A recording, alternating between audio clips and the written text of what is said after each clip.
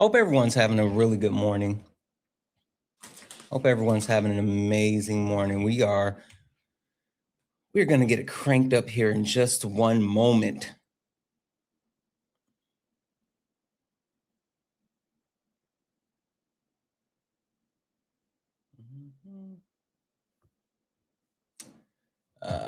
Let's see. Just make sure we're live everywhere. Are we live? All right, guys, yeah, if you don't mind, send your daily heart me, tap the screen. Let's get the likes up to 10,000 likes. Also, I'm going to keep resetting the daily gift goal to these little 1-cent gift goals. If we can knock those out a couple of times, it'll help push us out to the FYP. Also, guys, share the live, but only share like once or twice, but repost the live. Repost the live. Please, please, please repost the live. That really, really, really, really, really helps.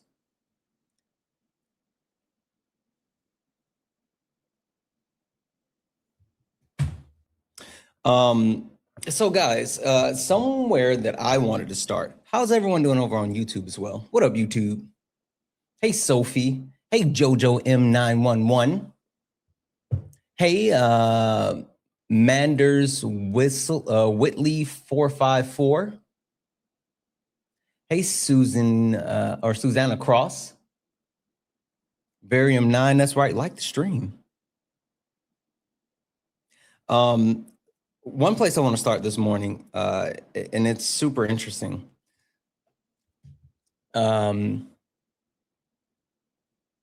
And if you're a Trump supporter or you disagree with something on the background, get in the box. One place I want to start this morning is the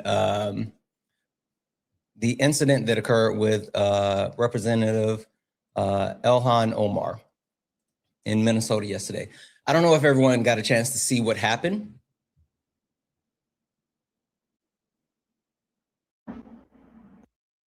But as Representative Omar was at a town hall,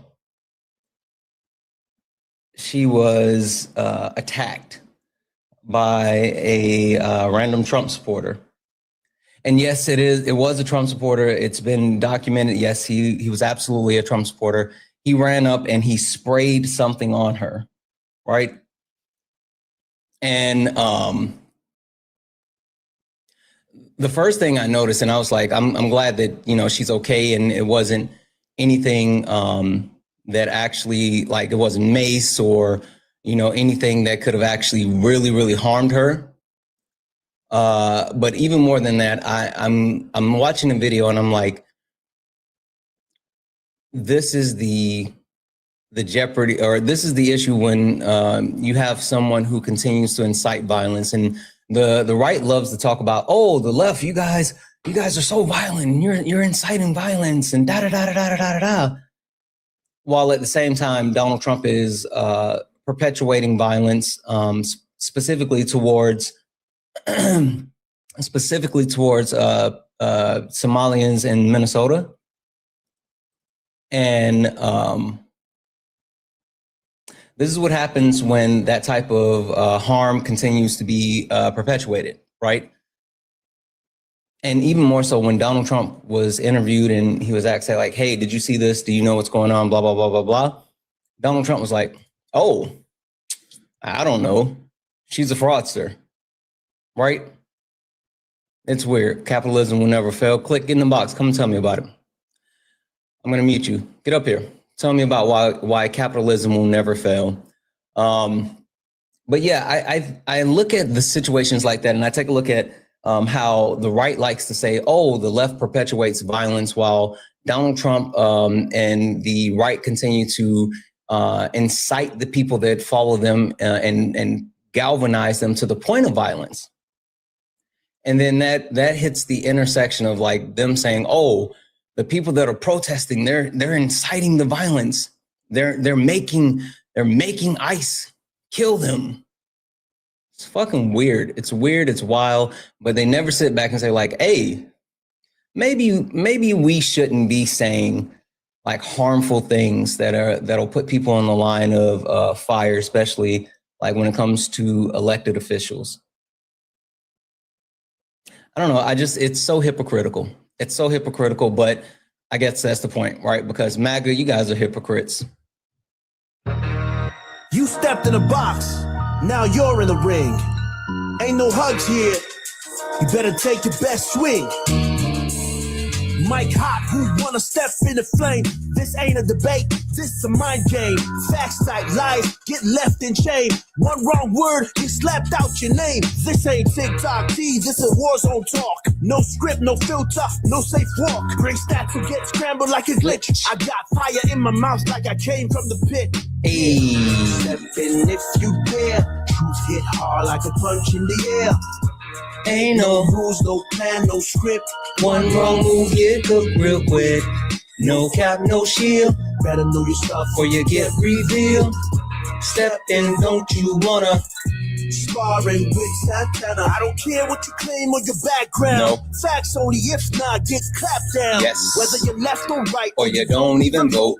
If your logic is weak, I'll sink your boat. Hey. You talk slick, but you ain't got source. No. Just vibes, that ain't power, that's force. I'm the test, the trap, the trip, the call. Hey. Step once, I'm snatching it all. Boom. Step in if you dare. If you dare. Hit hard like a punch in the air. In the air. Ain't no rules, no plan, no script. Yeah. One wrong move, get cooked real quick. No cap, no shield. Better know your stuff or you get revealed. Step in, don't you wanna? Sparring with Santana. Step in, if you care. Hit hard like a punch in the air. Good morning, Matthew. No rules, no plan, no script. One wrong move, get cooked real quick. No cap, no shield. Better know your stuff or you get revealed. Step in, don't you wanna? Sparring with Santana. Hey. Yeah. This ain't a safe place. It is not. This is flame space. It absolutely is. What up, Keith? Sparring with Santana. Let's go. Let's go. Ba-bam. Bum, bum, bum, bum. Guys, welcome in. This is Sparring with Santana, one-on-one debates with Trump supporters or anyone that disagrees with anything on the background. I am Santana, and we are only looking for some debates, guys. Only request up if you are a Trump supporter or you disagree with anything on the background. We are only looking for some debates. And with that being said, there are some hard political truths that I think that we have to deal with if we want to make any type of progress, if we want to see any type of shift in our country towards a positive direction, then we just have to actually embrace these hard political truths. First and foremost, for all of my friends on the left, for all of my friends, the people who actually care about the country, there's one thing that you have to understand. MAGA, they're all hypocrites. They're all hypocrites.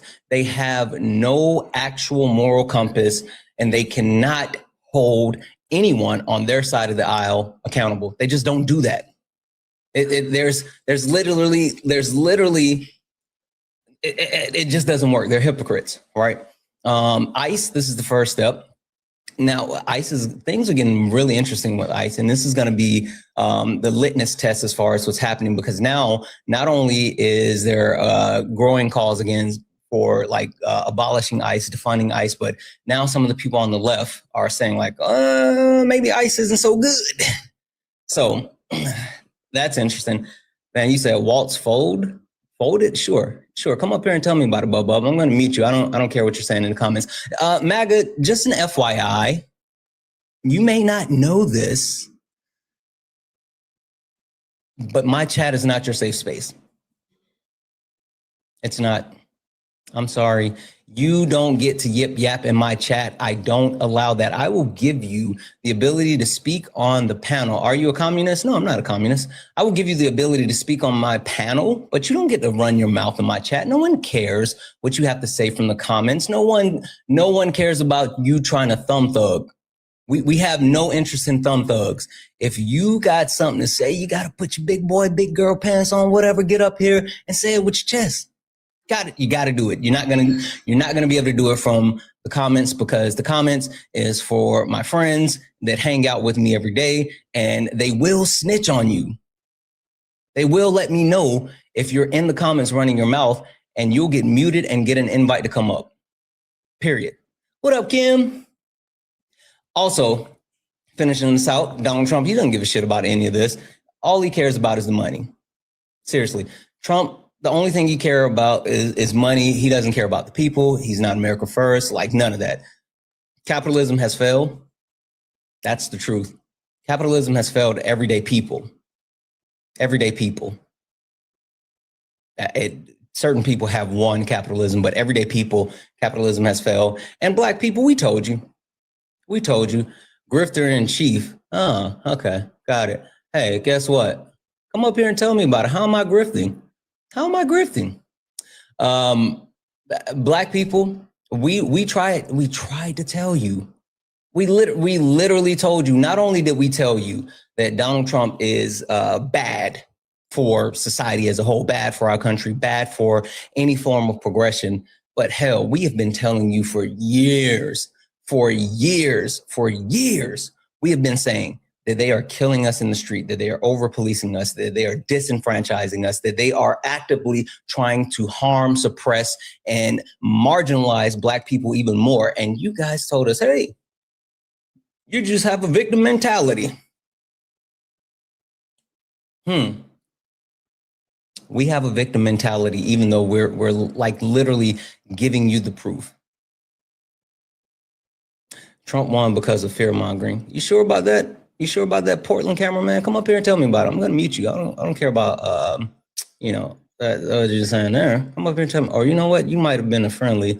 If you're a friendly, getting a request, I'll go ahead and unmute you. What up, Swan? That might have been some friendly fire. Anyway, if you are a Trump supporter or you disagree with something on the background, get in the box. We are only looking for some debates. If you are a Trump supporter, I think he was a friendly. If someone can go unblock Portland cameraman, I think he was a friendly. That might have been some friendly fire. My bad. Rodney, are you a Trump supporter or disagree with something on the background? I don't understand how capitalism has failed. Okay. All right. We can get into that. So you disagree with the point that capitalism has failed. Right. Correct. Okay. Perfect. And Rodney, just to verify, because I need to make sure I'm coming at this the right way, just to understand your political leanings. Are you someone that normally votes left, right? What do we do? I mean, I don't know the relevance of it. I just wanted to, we may be able to discuss that respectfully, because I do want to answer your questions, but I do want to just at least poke on this capitalism. No, we're going to get into it. And again, I mean, I'm not saying this in the sense of like, oh, we have to go political, but based off of your political leanings, biases, the way that you normally vote, it shifts your position as far as how you engage with capitalism. And so I'm going to, of course, directly approach this with the lens as far as why I think capitalism has failed. But I just need to understand your position so I can understand which angle I'm coming at. So I mean, I'm not saying like, who would you vote for or whatever, but just normally, would you normally lean left or lean right? Well, I mean, I would say normally I'm independent. Come on, right? If we're asking that question. Sorry. I mean, I'm giving you that's okay, my actual cool. question. Let's make it simple then. 2024 election, did you vote?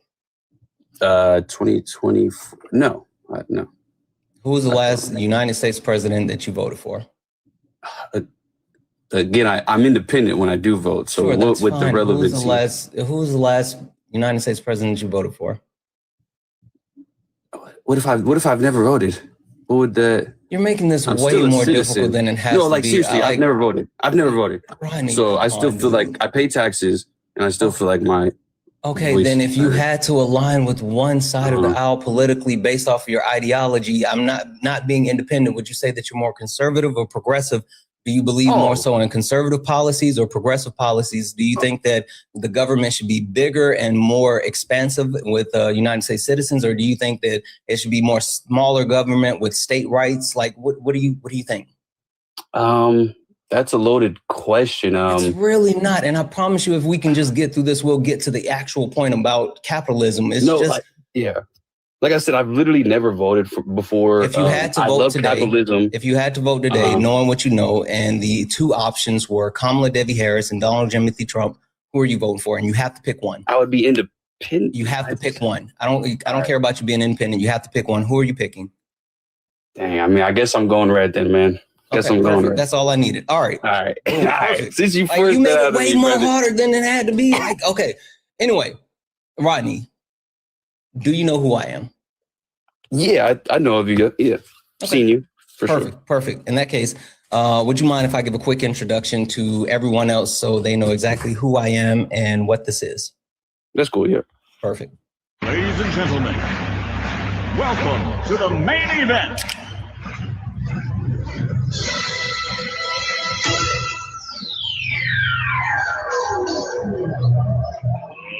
Let's get ready to rumble!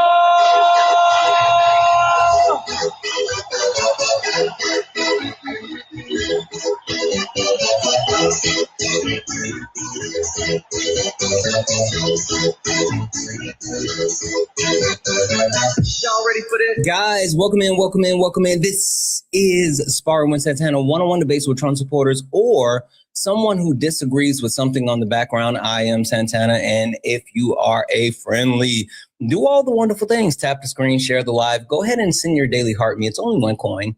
It'll boost the live. It'll push us out to the FYP. Also, send I'm going to keep resetting the daily gift goal to the little 1 cent gift goals. If we can knock those out a couple of times, that'll help boost the live as well. Last but not least, tap the screen, get up to 150,000 likes. And also make sure you hit that follow button. If you see the word follow up at the top, we are trending towards 80,000 followers and we are almost there. All right, perfect. Rodney.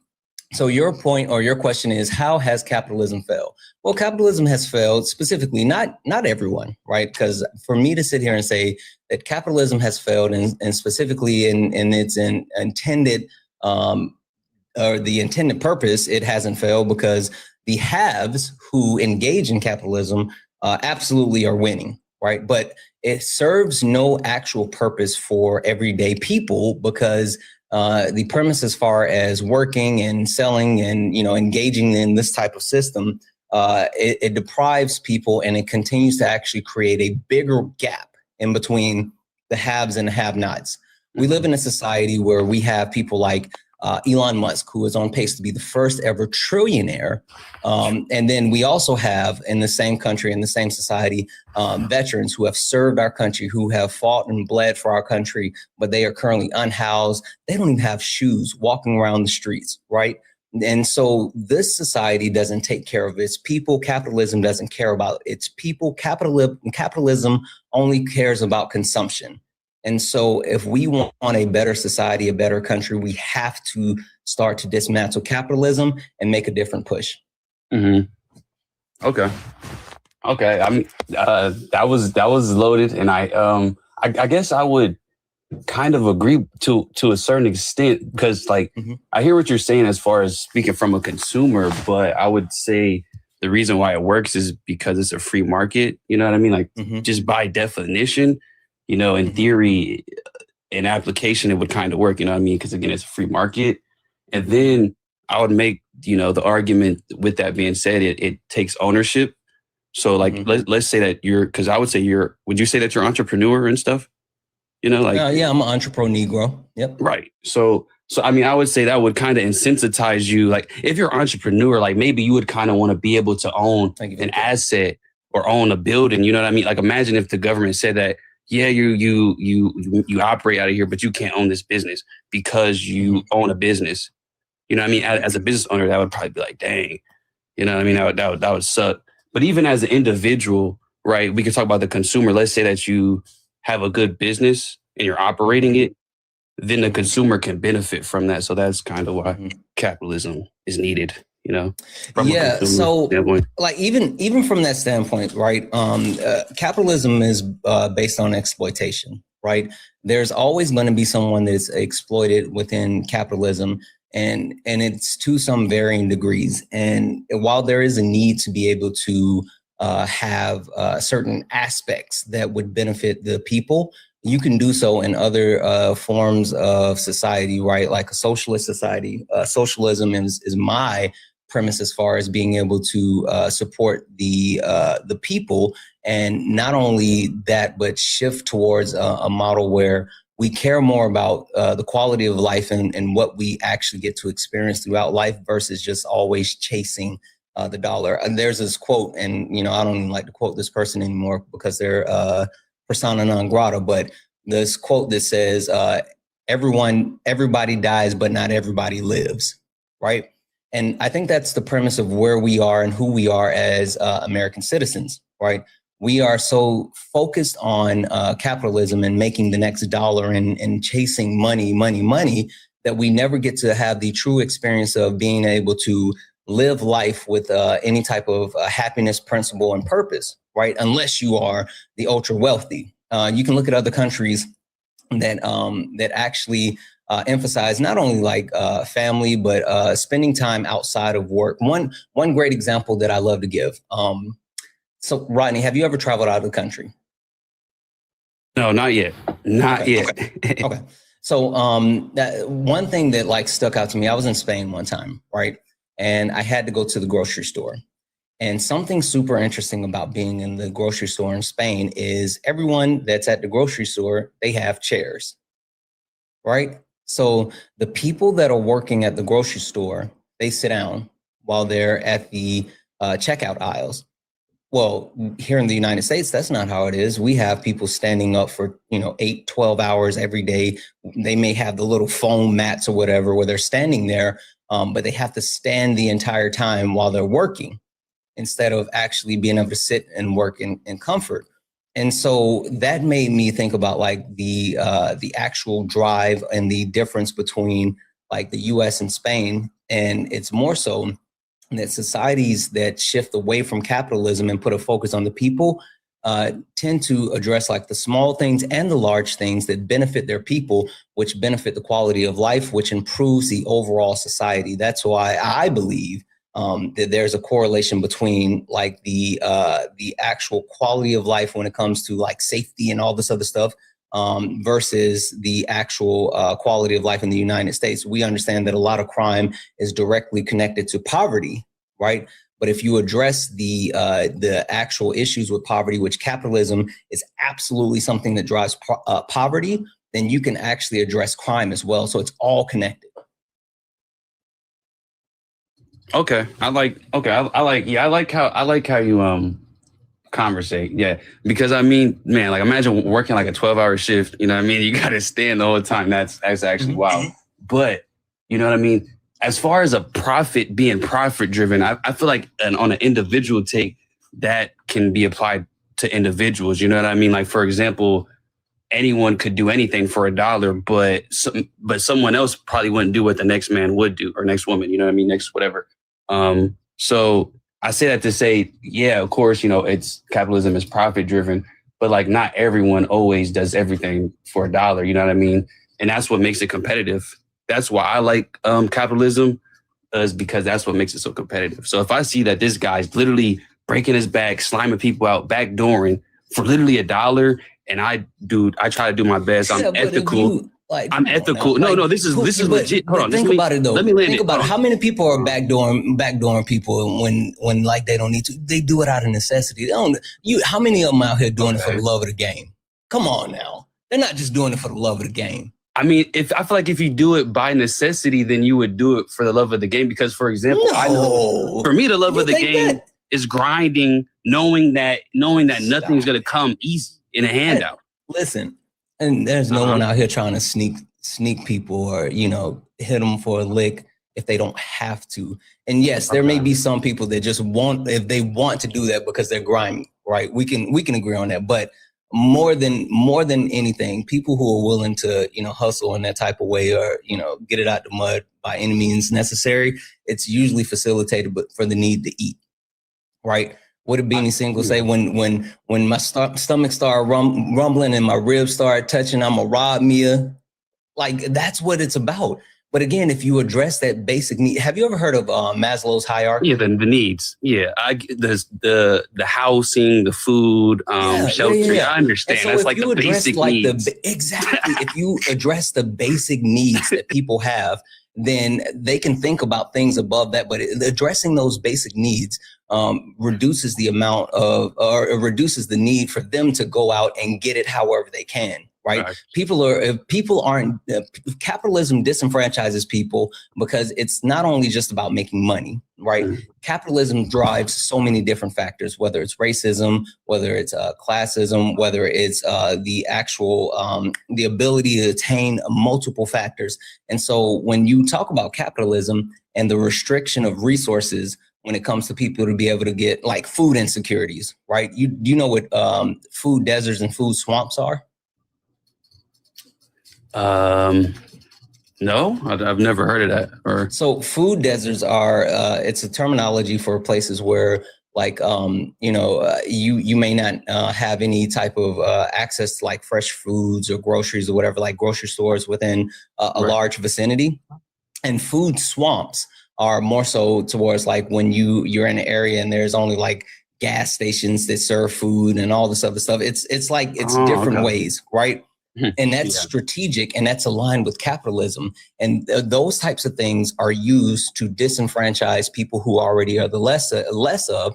And so you have them spending higher amounts of money on bad quality of food, and then also areas where they can't even attain food. And again, if you ain't got it, listen, if you're sitting over here in this neighborhood and you guys are all hurting, but 10 minutes to the north, people are living in like mansions, you're going to grab a ski mask and run up in the house. And so like, that's what capitalism drives.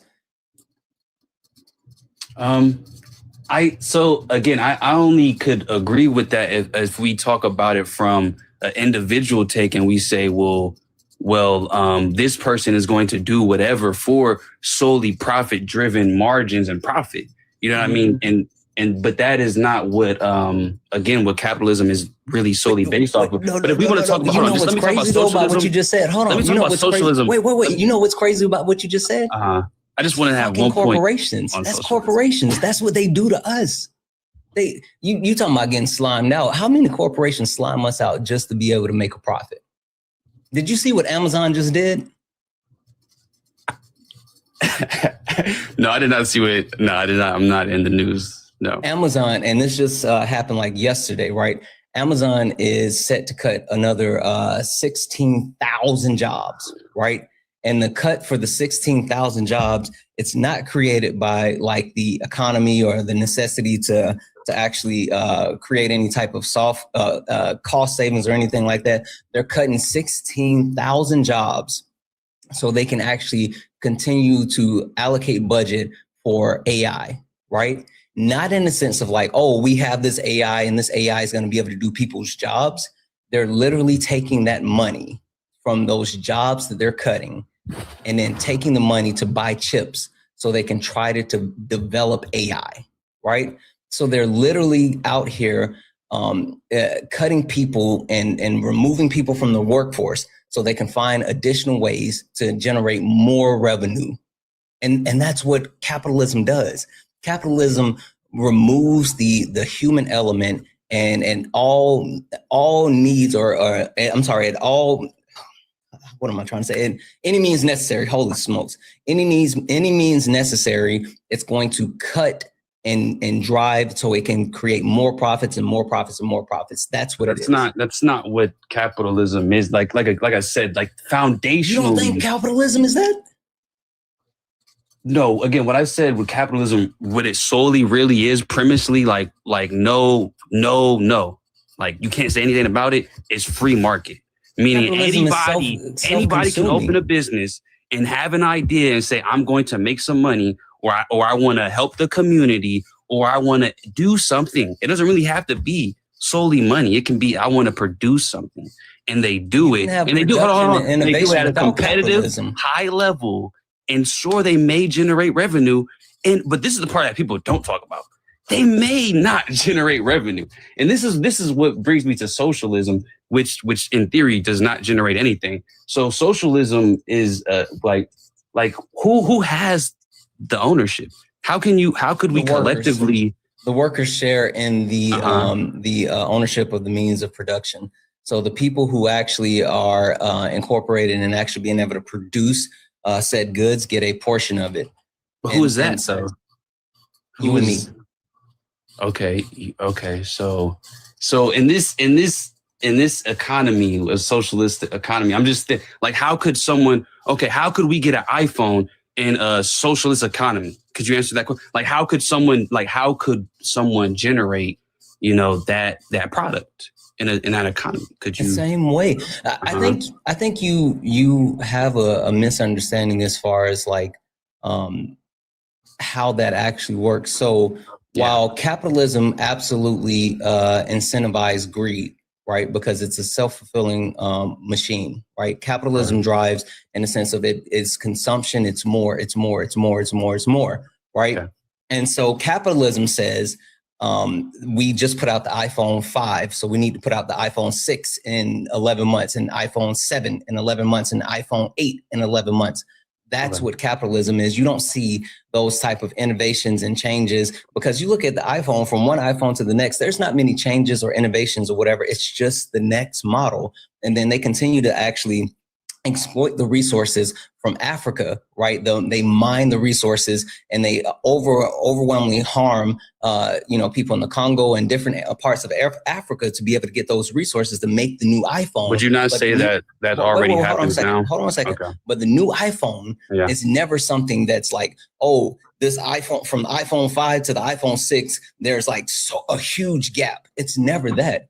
It's literally just capitalism. Now, the difference is that other forms of, like, whether we talk about socialism or communism, right, there will still be a need or a necessity for innovation, but the innovation comes out of the actual quality of life versus the necessity for greed. So those are two different things.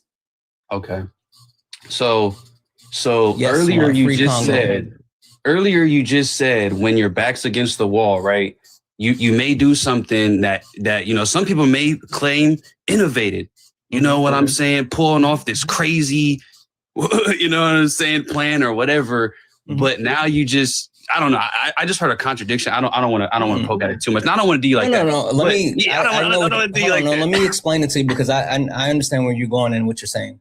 So when I talk about like having your back to the wall and the necessity, I'm talking about on an individual level. When I talk about the actual greed and the lack of innovation, it's on a corporate level. And so I think there's a huge discrepancy when you talk about whether the innovation is driven by profit with the corporations or whether innovation is driven by like the individual or the proletariat based off of desires and wants and needs. So there's a huge difference between that.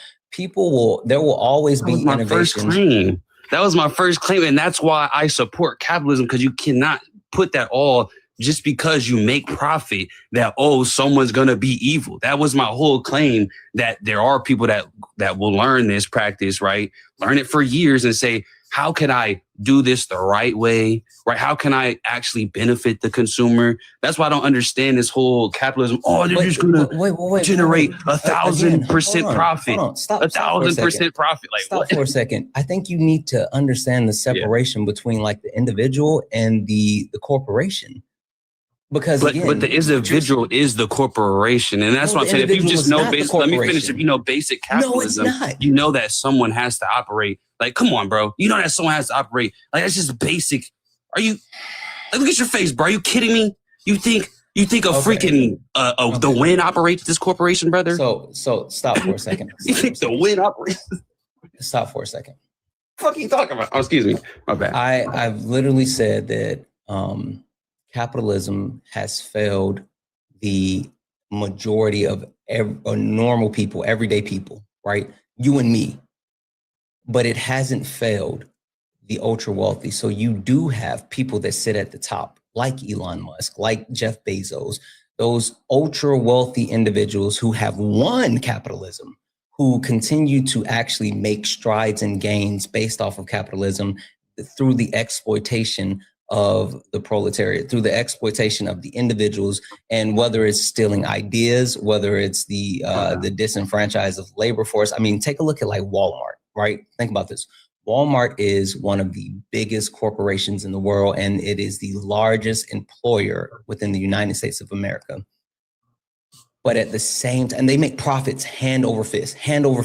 But at the same time, they employ a workforce where a large majority of their workers are on SNAP benefits, right? Because they don't make enough to actually have they don't meet the level of cost of living within the United States. So they have to qualify for additional benefits because their employers don't pay them enough. So when you talk about the separation between the individual and the actual people at the top, that's where the symmetry breaker is. And so while I will say, yes, on an individual level, people can make profit, people can drive innovation, people on an individual level can do those things, but it becomes exploitative when you talk about the corporations, when they take those same people and they drain them from their resources, they drain them from their ideas, they strip away. When you talk about these corporations and like Tesla, when you talk about Tesla, Elon Musk is not expendable, right?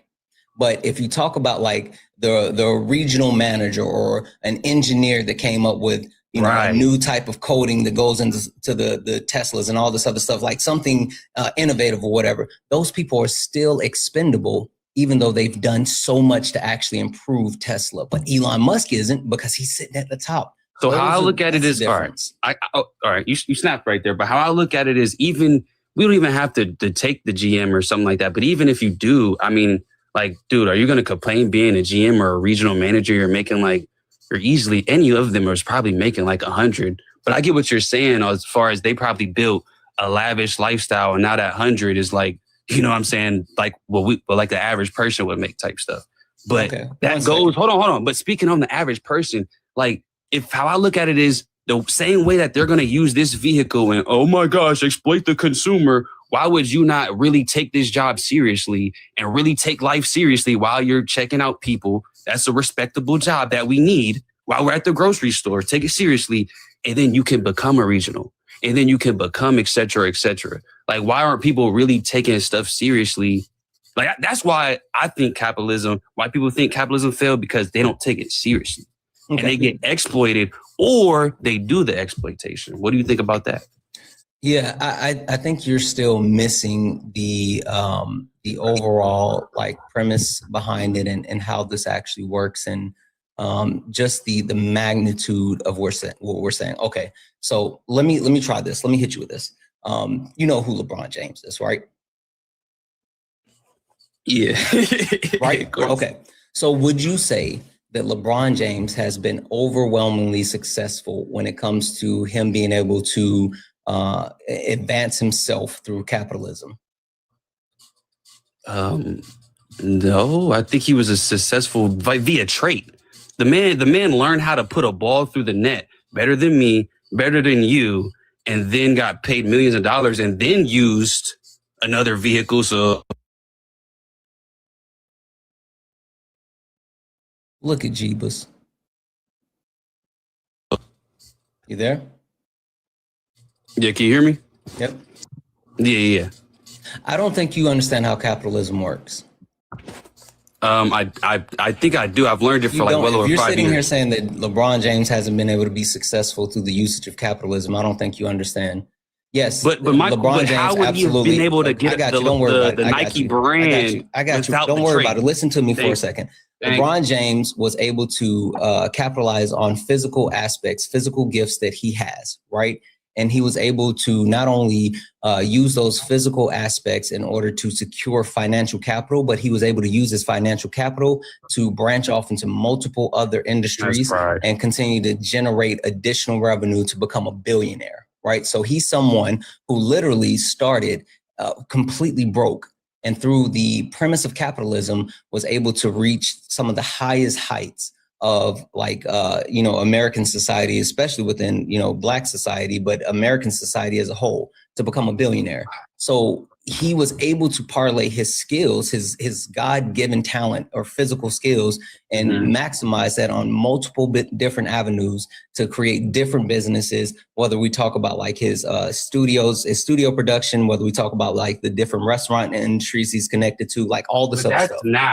That's now. I'm speaking about the high school LeBron James. I'm talking about the LeBron James. I'm just talking about LeBron James. I'm talking about LeBron James, the dude that got like 40K points, bro. I'm talking about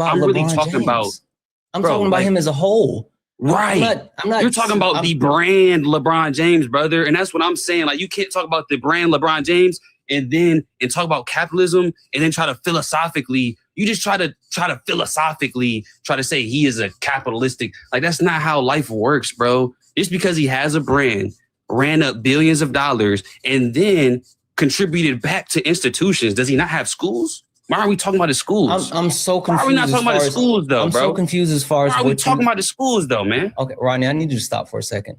I'm so confused as far as what you think that I was about to say. And then even more so, I still don't believe. Pride. You just tried to say that he's not a good performer in basketball. Shh.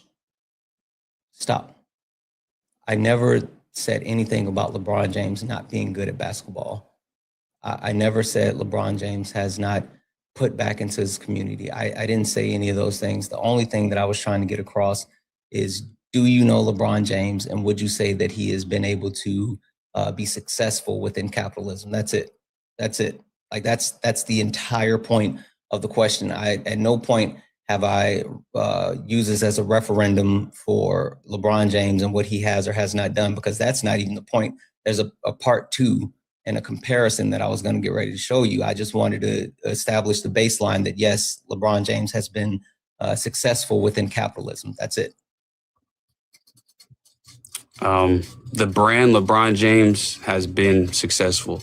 You can't separate the two. No, you cannot distinguish the two. And that's what I had said previously earlier, if you remember, that this is a vehicle of capitalism. Is a vehicle. Capitalism. Capitalism is a vehicle. You don't understand capitalism.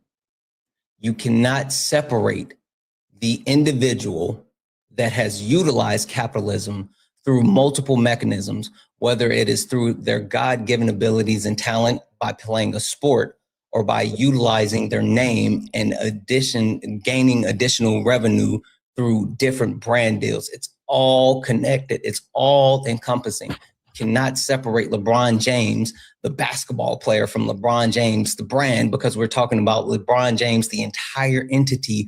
When we talk about him being able to amass over $1 billion in wealth, he didn't amass $1 billion in wealth just because of his brand. He didn't amass $1 billion. So did he make $1 billion without being a basketball player? No. Okay. And I had acknowledged that.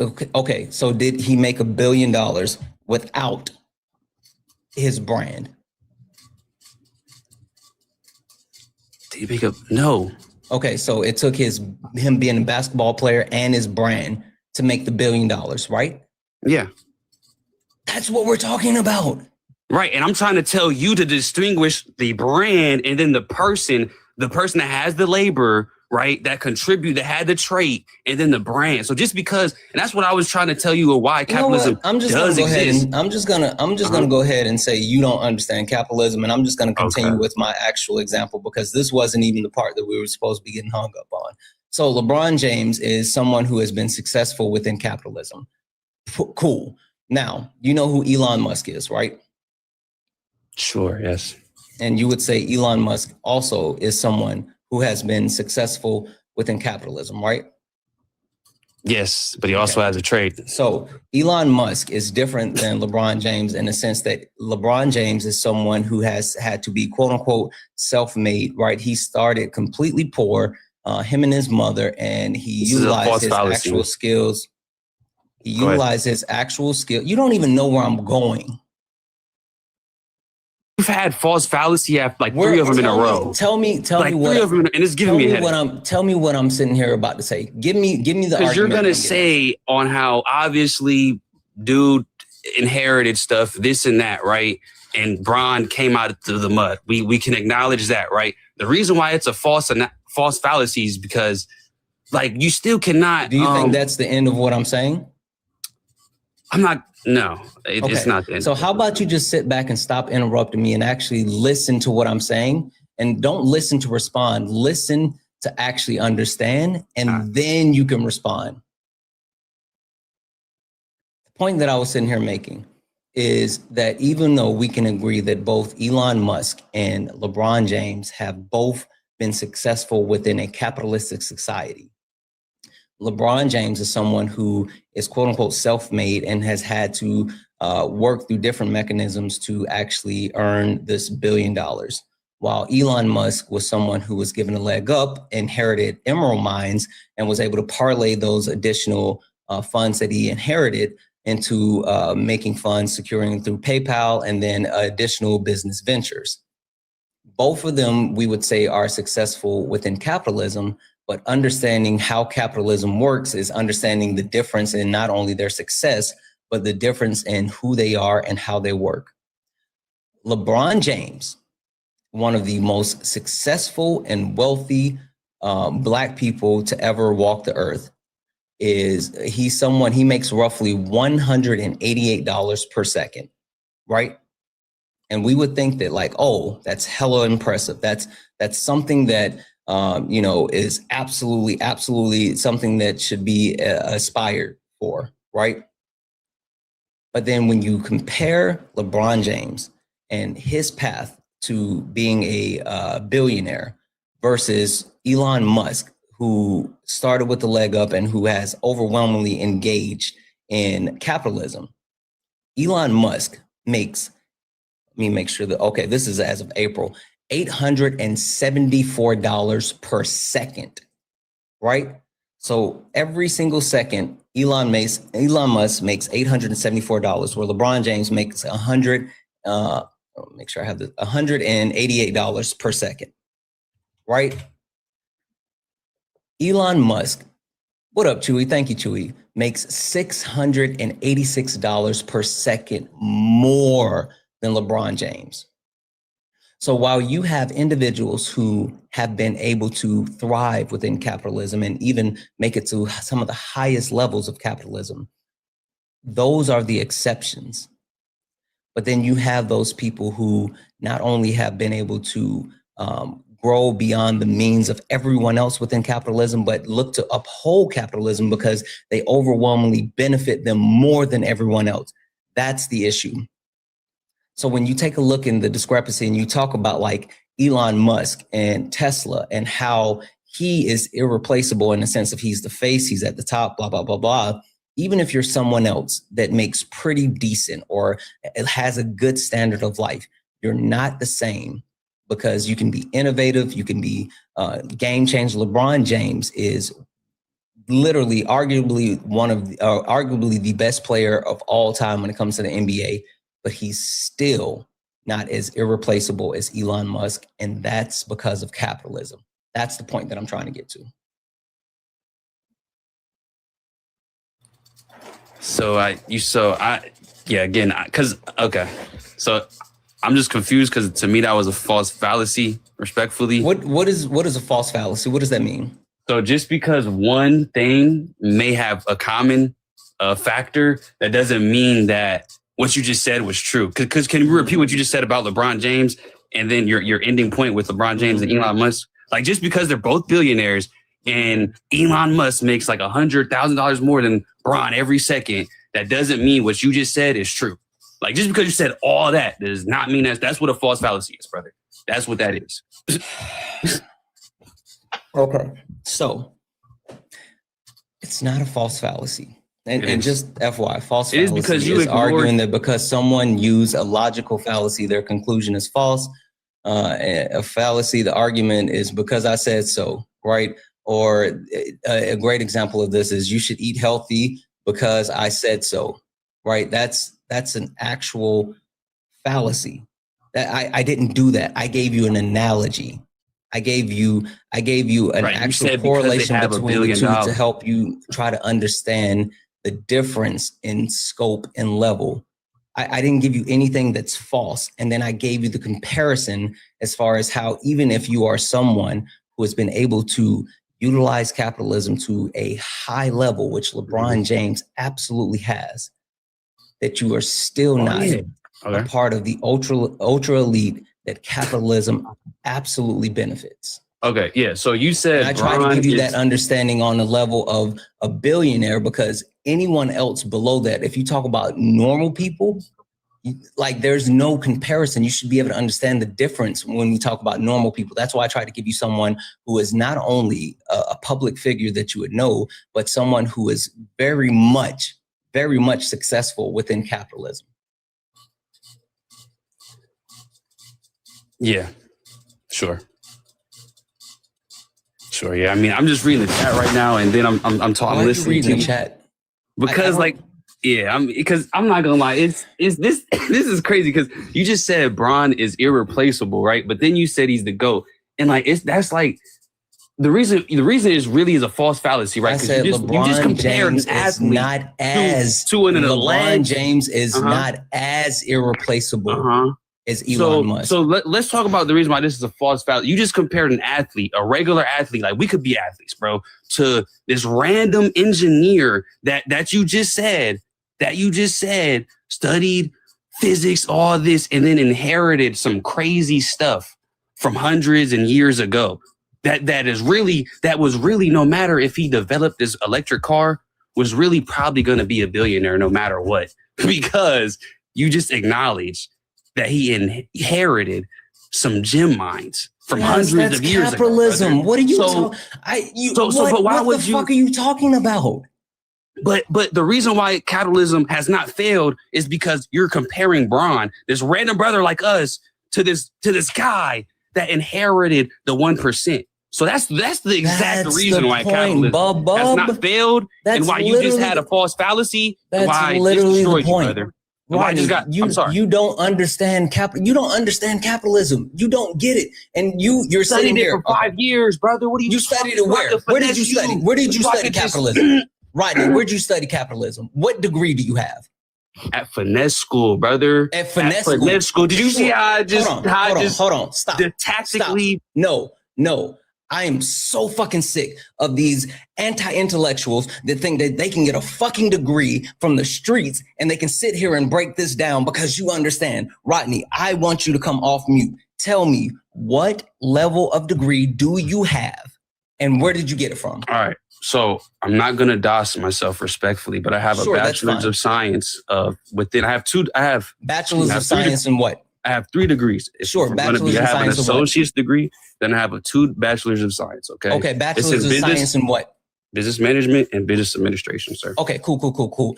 I have an MBA, right? I have an MBA in marketing, business, right? I have an MBA in management. I have another MBA in supply chain management and logistics. I have worked for multiple Fortune 50 companies. I have engaged in corporate America. I understand capitalism. I have multiple certifications that actually lends itself to business. I have a minor. My minor in undergrad was in economics. My minor, when it came to my management MBA, was in accounting. I was going to get a dual MBA because I wanted to be a CPA. You sitting here saying that you went to finesse and I'm sitting here telling you wherever you went, you don't have an actual understanding of capitalism.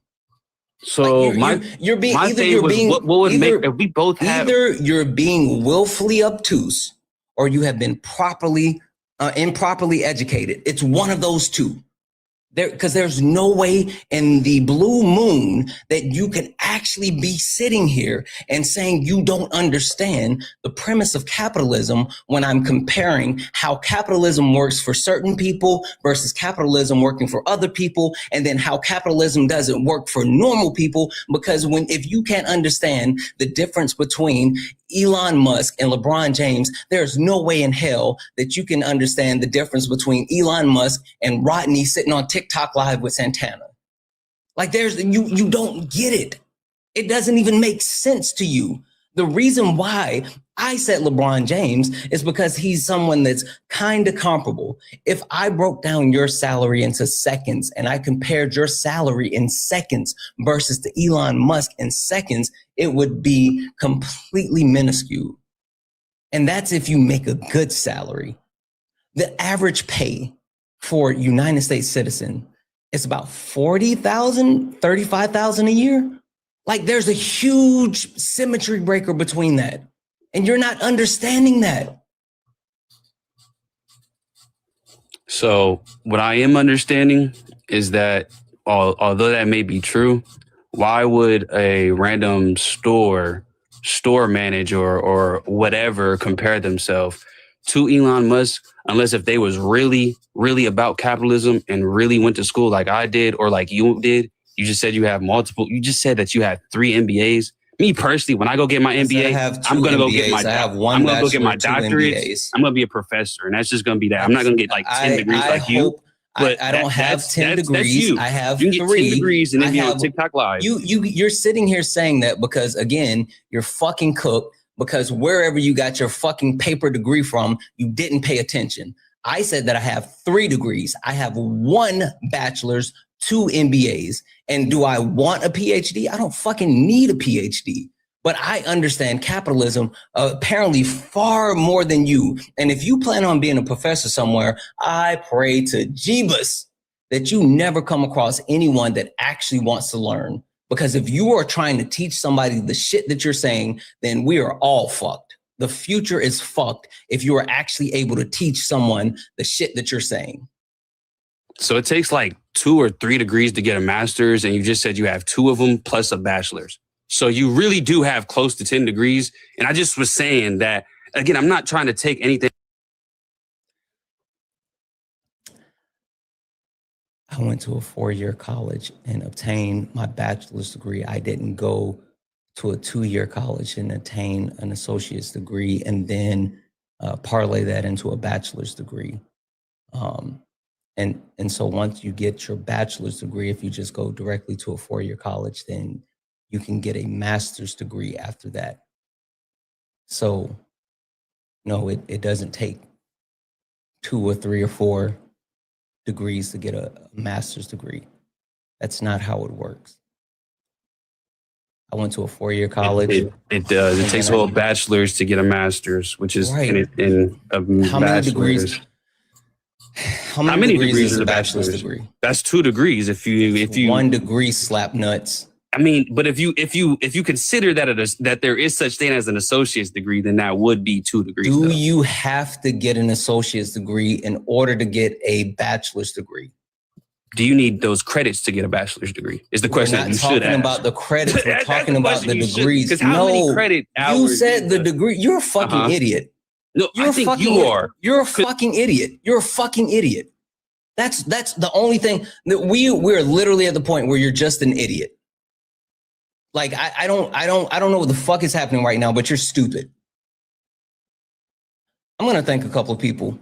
W's in the chat for Jared. Jared sent a $1 donation saying, "Good morning, Santana. Before we go too deep into the debates, I wanted to celebrate something. End of December, I mentioned focusing on my weight loss, and I'm asking the community to hold me accountable. Weigh in yesterday. I'm down 4 pounds already. Feeling good. Let's fucking go, Jared. W's in the chat for Jared. Congratulations. That's fucking awesome. I'm so proud of you. Let's fucking go. W's in the chat for Heather for the $2 donation saying, those people in food deserts / swamps rob for necessity and then go to for-profit prisons, furthering the gap between the haves and the have-nots. Exactly. Like that's literally how it happens. W's in the chat for tip for the $5 donation saying, it's time we acknowledge that China and its 30-year socialism, it's time that we acknowledge China and its 30-year socialism model. Billionaires still exist and the markets are bigger and stronger than ever. But they've implemented things that have pulled everyone out of poverty and people are flourishing. Yeah, I mean, there's multiple societies all around the world that actually have that type of focus, and you can still be, ultra wealthy within a socialistic society. Like, they don't understand.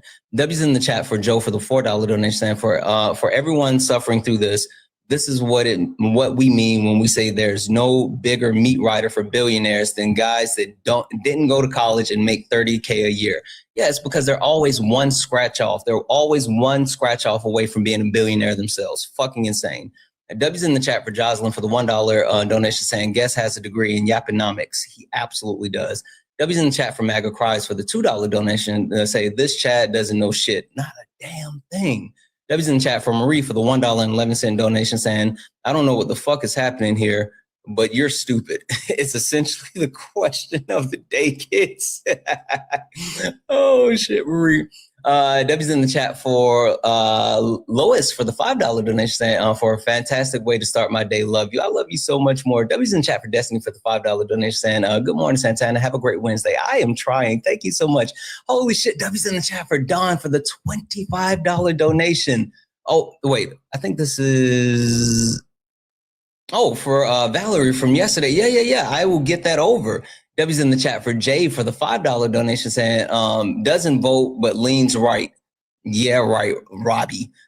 W's in the chat for Jay for the $5 donation saying, hasn't been out of the country because he can't afford it.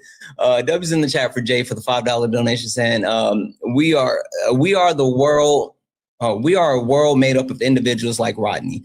I agree. W's in the chat for Jay for the $5 donation saying, people eating every day isn't about handouts. It's not.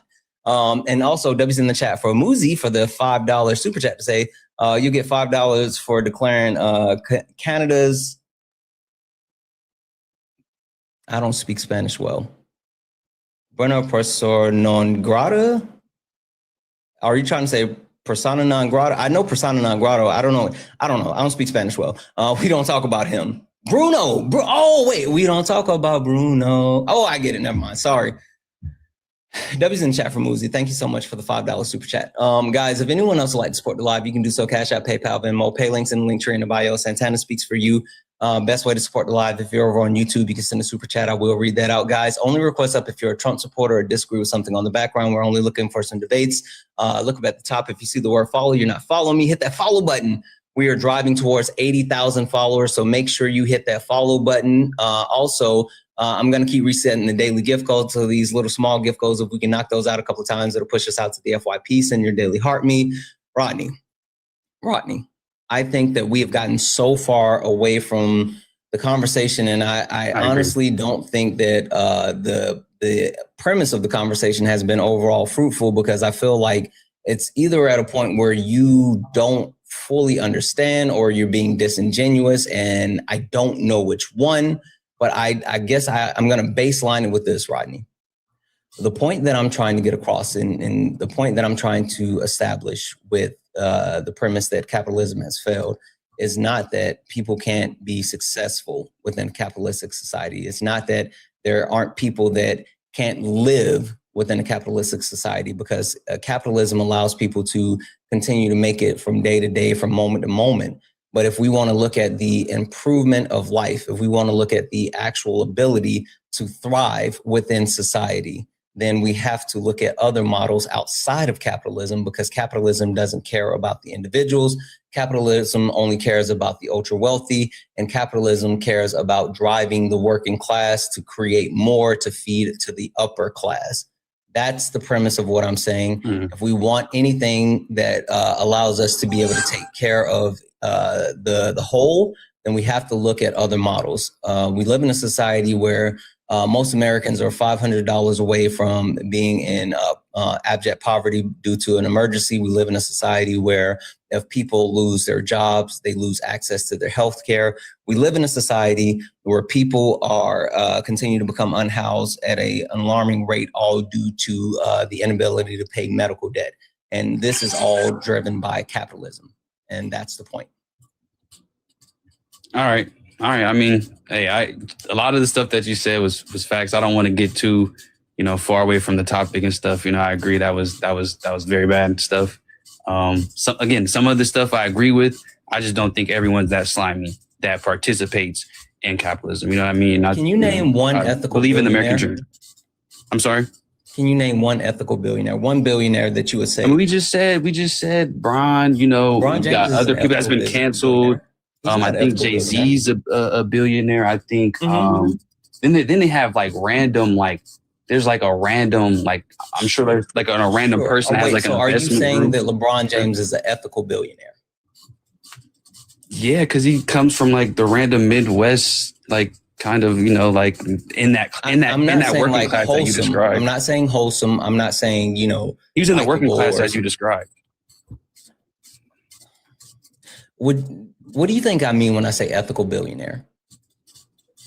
A person that has, melanated skin, I would assume, or black billionaire? Yeah, or someone that's from the working class unintended, that was not from the suburbs. I think that's an unintended W when you say black people equals ethical. We will take that. I mean, there has been a lot of disparities that come. I thought you were saying something else. You said ethical. Okay, my fault. Did you think I said ethnic? Yeah, I thought that's what you were saying all the time, because I thought you was trying to make it seem like, because the whole thing when I'm hearing. Ethnic. because your whole argument is that it's really, really hard to succeed in capitalism, even though it is possible, et cetera, et cetera. It's like, not that, whatever. It's not that common. And I'm saying it is that common. We got LeBron James. He's from, he's an ethical person, right? He does good practices, in my opinion. And he's from a random town. I'm pretty sure he didn't grow up with no handout. And I'm saying, like, look at how he. So does that make the fact that LeBron James is from from poverty, from a small town, does that make him ethical? No, not necessarily, but that could, because he could, because let's say that bad things that was done to him, right? We're making the argument that people are going starving and stuff like that. We could make the argument that people grow up starving and be like, dang, I don't want that done to no one else, so I'm gonna make sure I don't do that to no one else. You know what I'm saying? Okay. So there's good people out there. Let me try to explain this to you. So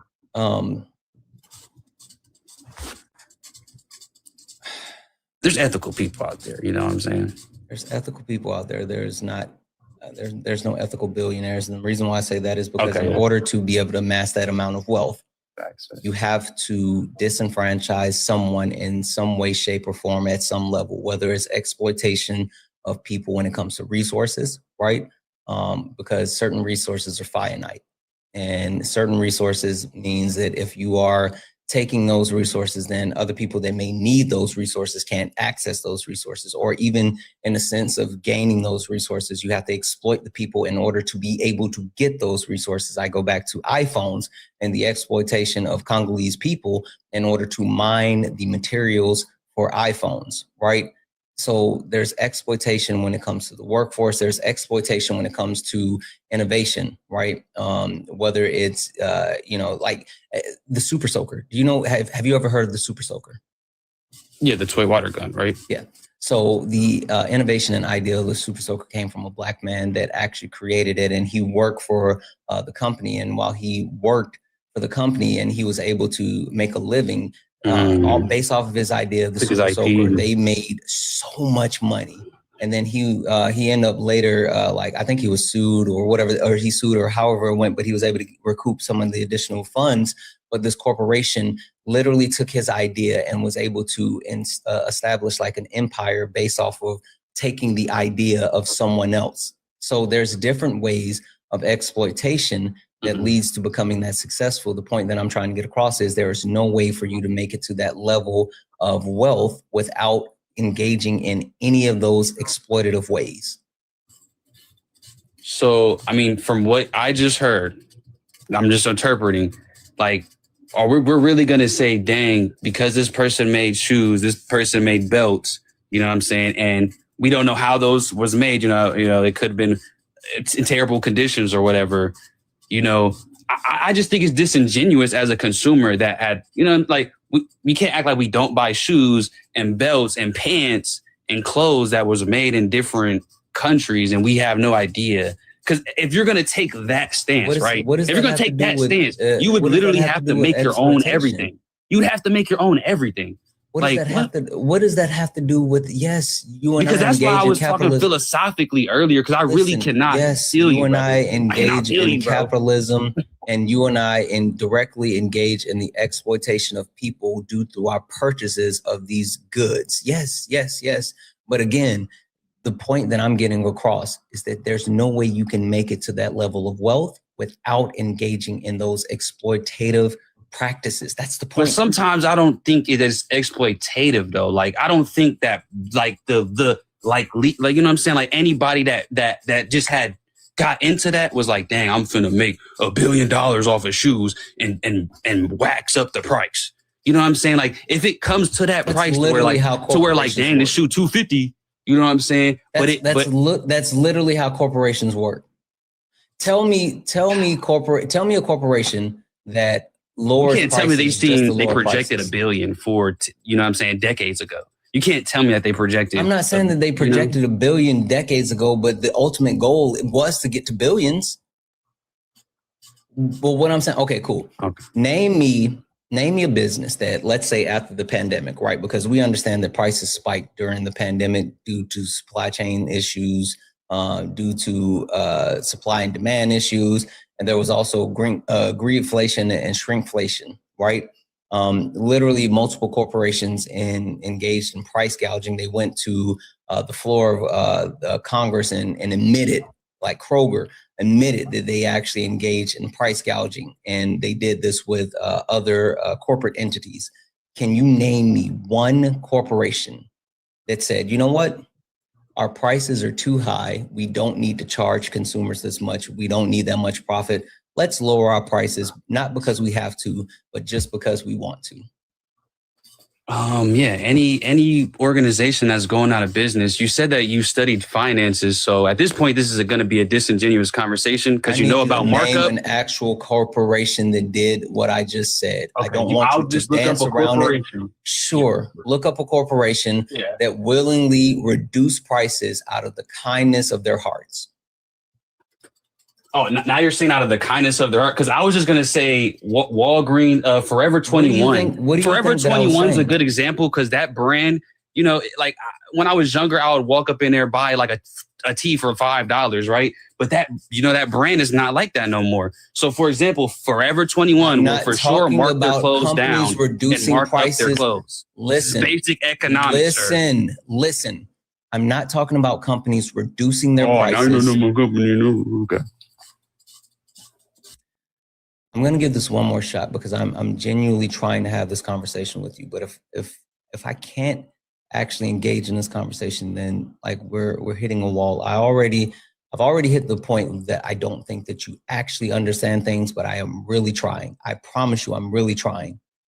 I'm really trying. I need you to hear me. I'm not saying companies that have reduced prices out of necessity. Right? Lack of sales, that is a necessity. Going out of business, that is a necessity. I said there were companies that marked up prices during the pandemic, and that was due to multiple issues, supply chain issues, due to greedflation, shrinkflation. They colluded and said that they were price gouging. Can you name one company that was profitable and made the decision to just lower prices, not because they had to, because they made the decision that, hey, we want to help the customers out and we're just going to lower prices? Listen up, y'all. This is money right here. This is $1 million game. NVIDIA back then was so dirt cheap. Nobody cared about NVIDIA nowadays or nothing. That's not answering the question, Rodney. I want you to. I just gave you an example, bro. NVIDIA. So are you saying that NVIDIA? Oh, cool. I just want to make sure I understand what you're saying. Are you saying that NVIDIA was maximizing profits and then made the decision to lower the prices of their chips? Is that what you're saying? Back then that was the case. It's low now. When? It's obviously high. When was NVIDIA maximizing profits and then made the decision to lower the cost of their chips? Bro, back in 2020, a graphics card was not that much. Like the tech industry was not talking about. Okay, cool. So you're saying 2020. Got it. Yeah, because we're talking about the pandemic, brother. Okay. What? Shh.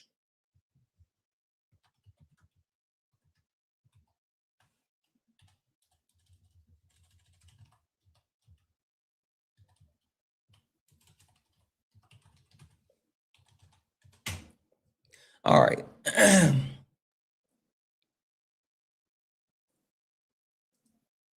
So in 2020, NVIDIA did not reduce the prices of their GPUs. Period. Super simple. Quick Google search. The changes that did occur, there had a media storage and high demand for the the RTX 30 series, and making the MSRP hard to find and street prices much higher.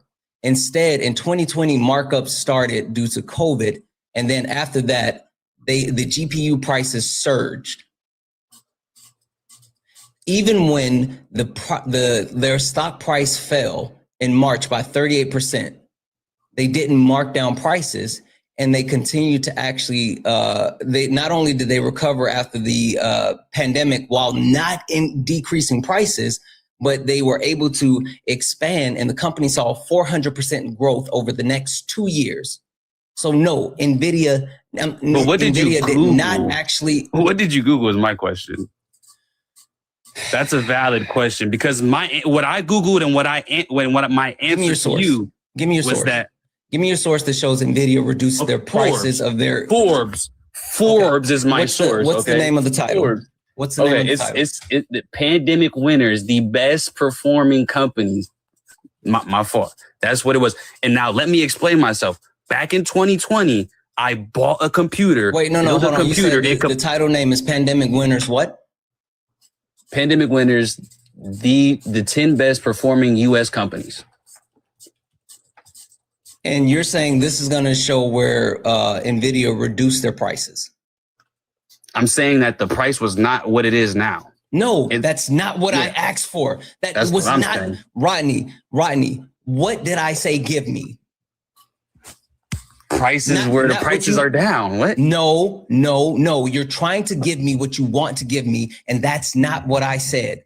Rodney, this is the last time I want you to fucking open your ears and understand what I'm saying.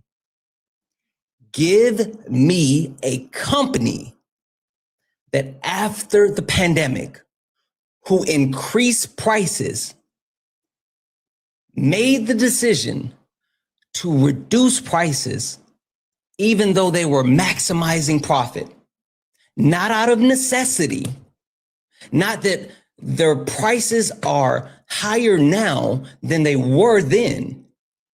Give me a company that said we are selling this widget for $10 and everybody's buying this widget for $10. But you know what?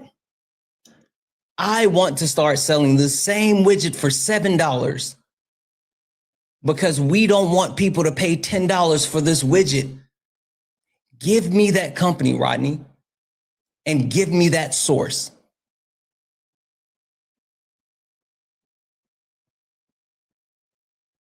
All right. I mean, it says Alaska Airlines, they started to not charge people for cancellation fees during the pandemic. You know what I mean? They stopped. What source are you using? Alaska Airlines. What's the actual source? Are you just saying that they stopped charging fees during the pandemic, and like you're looking on Alaska Airlines? What exactly are you looking? Are you? But you're not even taking my source though, because the NVIDIA source was really valid in my opinion. The NVIDIA source doesn't prove what it doesn't answer. Because you didn't listen to my point that I had literally bought a whole computer, built it, and it was mad cheap. I don't care about you building a computer. It doesn't answer the question. That's not what I asked for. I didn't say, give me an example where it was cheaper to do something than it is now. That's not what we were looking for. You're right. So you're saying Alaska Airline, out of the goodness of their hearts, Airline retailers maximizing profit, and they decided to actually stop maximizing profit. Yeah. That's what you're companies do. Yeah, that's literally just a known practice. You're saying Alaska Airline, what source are you using AI? Yes or no? Be honest. I'm not gonna lie. Right then and there, I did, but for the NVIDIA, I didn't, because I had used anecdotal. I had used anecdotal, and anecdotal was too much. It's too much. It's not anecdotal. It's the anecdotal. Okay, my fault. It's anecdotal. You know how it is, man. Come on. You're a fucking idiot. Watch this.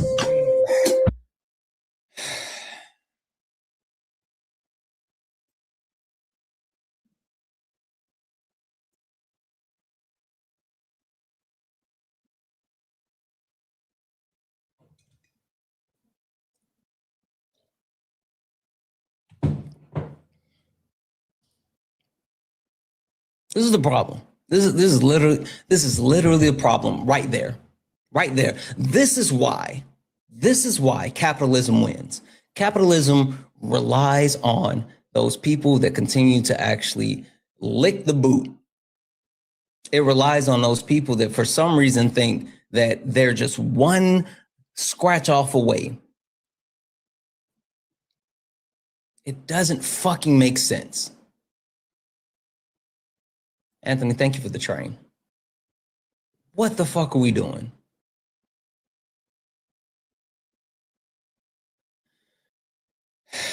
W's in chat for Joel for the $5 donation saying, your top tier level of patience. I don't think so, Joel. I really don't think. I don't think I was that patient.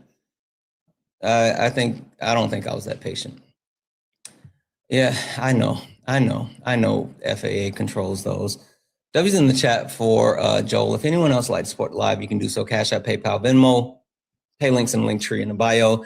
Santana speaks for you. Best way to support live. Everything's accepted. Anything's appreciated. If you're over on YouTube, you can send a super chat.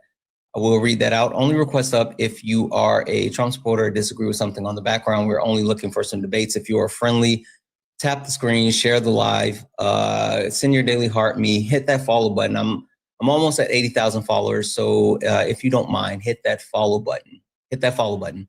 We're trying to make it to 80,000 followers. I believe that there are some hard truths that have to be accepted when it comes to politics. And those hard truths lie in the fact that MAGA, you guys are hypocrites. That was the first person that I spoke to today, and he showed that he was a hypocrite. And you know what was super interesting? It took fucking pulling teeth, just for him to tell me where his political leanings are. The fact that he was someone that leaned right. He didn't want to say that he was a Trump supporter. And it's so interesting that they try to hide from that shit, but they can't hide it when they say and do the stupid shit. Regardless, they're hypocrites. ICE, step one. It's literally step one. And it's super interesting to see the difference as far as what's happening now and versus what's been happening. Trump doesn't give a shit about anything except money. That's who he is. That's what he cares about. And if you can't make him money, then he has no use for you. Thank you for the money gun, Kelly. Capitalism has failed. I feel like not only do I need to say capitalism has failed, but education has failed. Education has absolutely failed us as well. And last but not least, Black people told you. Black people told you. We told you about all the harmful shit that was happening. The harmful shit that was happening. We told you about how we have been disenfranchised, how we have negatively impacted, but you guys didn't believe us. Dems told you too. What are you talking about? No. Don't try to say Dems told you too. I'm not going to let, just the Democrats colonize the fact that Black people have been, trying to warn people about this, because it's not about like being Democrats. The one thing that I want to make sure that people understand is Black people don't vote for the Democratic Party because they're Democrats. Are there not Black Democrats? Sure, there are Black Democrats, but this is what I was just about to say. Black people don't vote for the Democrats because they're Democrats.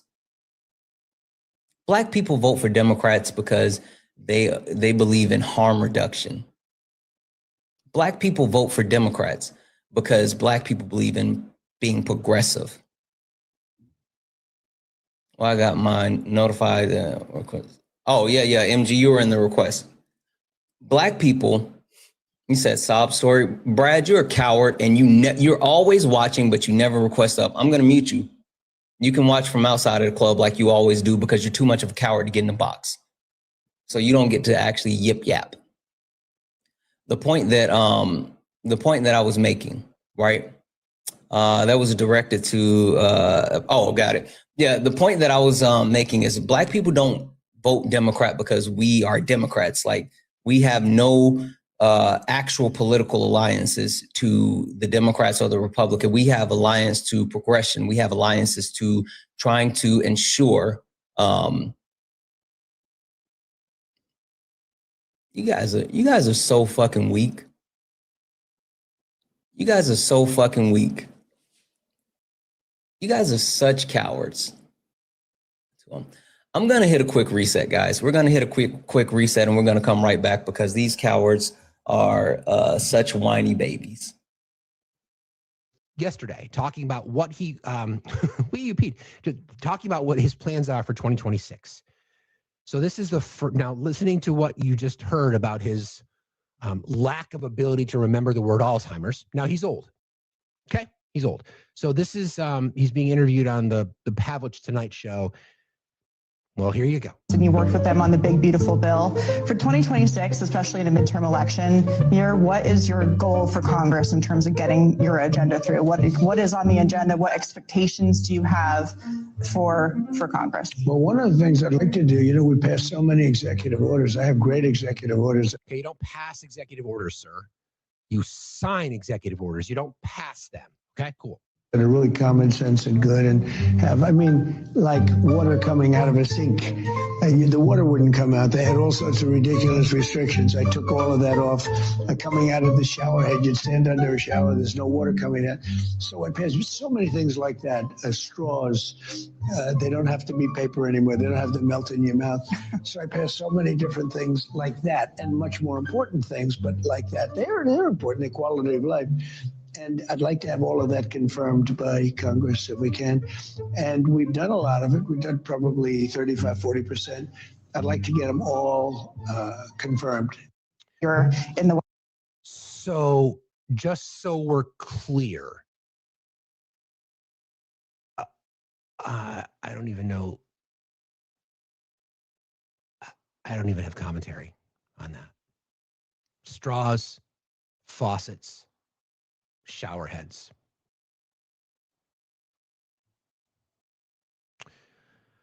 Okay. And then there's this really sort of eye-opening interview. This gentleman, let's see, his name is Ben Terris. This is the guy that I was talking about before. Ben Terris is the person who said, I was talking to the president, he couldn't remember the word Alzheimer's. And he's on with Dana Bash. And I think this is kind of the whole ball game right here from this interview. This is from the New York Magazine article that I think is out or is scheduled to be released within.